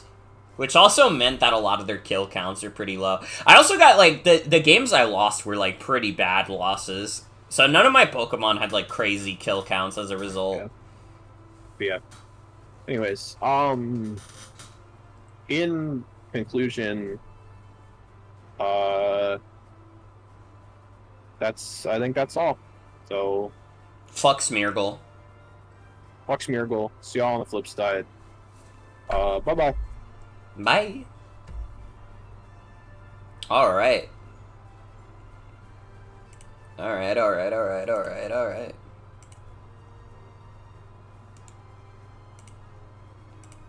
Well, everybody, I hope you enjoyed our look into playoffs. We have lost 2 valiant gamers, but we have 6 competitors left. Who will take home the gold? Who will win the 100 Morgan bucks? We don't know. Could it be Sienna, the returning champion? Could it be Joan, our new champion, who has started to align with the dastardly Smeargle? Could it be Faye, a Generation 3 master placed into a generation not her own? Could it be Sauzels, a literal moderator on fucking random battles now? Who are the other people in playoffs? Eve! Eve, who makes music. That's not relevant to Pokemon at all. But Eve makes music, and that's cool, and you should listen to it.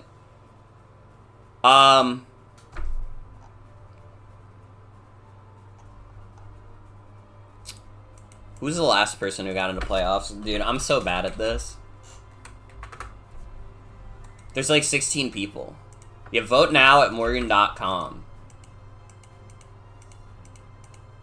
Ray! No, wait. Yeah, Ray! Ray's still in it. It could be Ray. You know? Ray has put up a good showing. Don't count Ray out.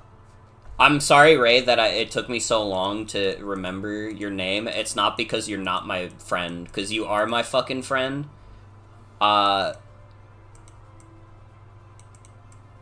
It's just that, I don't know. Sometimes I'm forgetful. I'm a very forgetful streamer. I forgot what I'm even streaming. What's today? It's Saturday. Oh, wait, it's not Saturday for 4 more minutes. Well, thank you all for joining us tonight. We will know the results of MFL soon. Yeah, I was fucking streaming Codename Steam. That game fucking sucks. That game's ass. Bro, that game stinks. Well, thank you for joining me tonight, everybody. It was fun.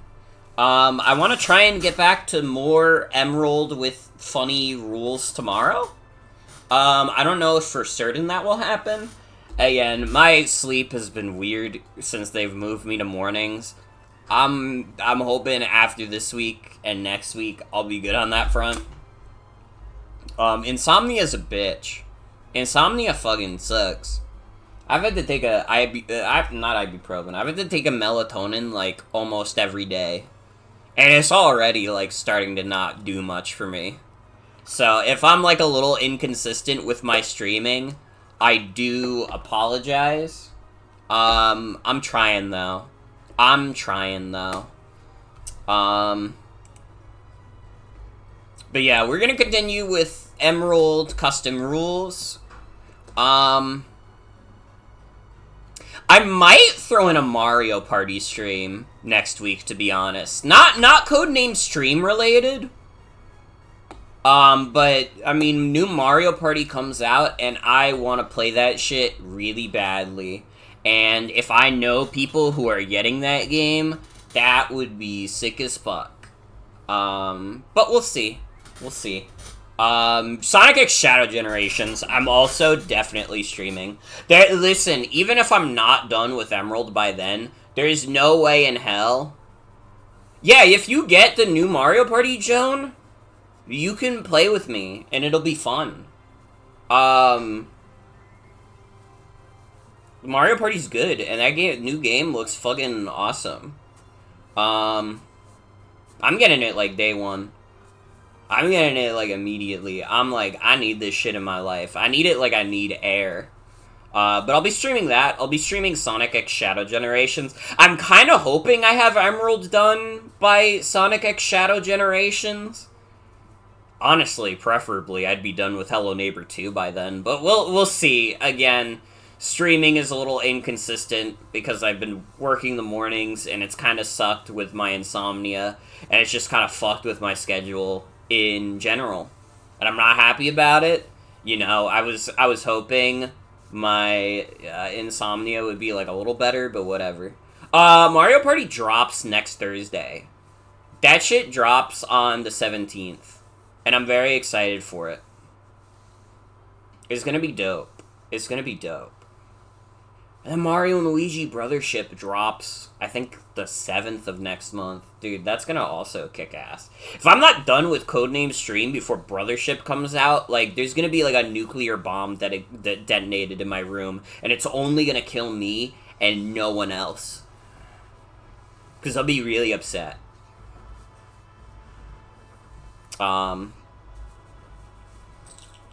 But yeah. There's your stream updates. I updated you guys on More Game again. We're like running like 269 cards right now, which is a lot. And I'm happy with how the expansion is coming along. Development has started to kind of like... I've gotten kind of come into my own when it comes to developing cards. And I've been able to do it at a much faster pace, which makes me hopeful that finishing the expansion before the end of the year is very possible. There's still a lot of work to be done. I still have quite a large amount of games that I want to represent, because again, the big thing with More Game is that I want to have at least one card for every game I've streamed. So, it's coming along though. And I hope that people enjoy it when it comes out. And I'll definitely have people on board to stream it with me, because it'll be fun. And I'll be happy and we'll smile. But yeah, thank you guys for supporting the stream, supporting the Draft League. Draft League has been a lot of fun. It's been a little on and off for all of us. You know, we've had more break weeks this league than last league, just because, like, you know, life happens. I think life has been a lot more hectic for a lot of us in 2024. But we're managing, and I think we're doing some good stuff. I think this league has been a lot of fun. There's been a lot of interesting happenings. And yeah, I'll try and be back tomorrow for Emerald with custom rules. Thank you all for joining me. Have a good night. Take care.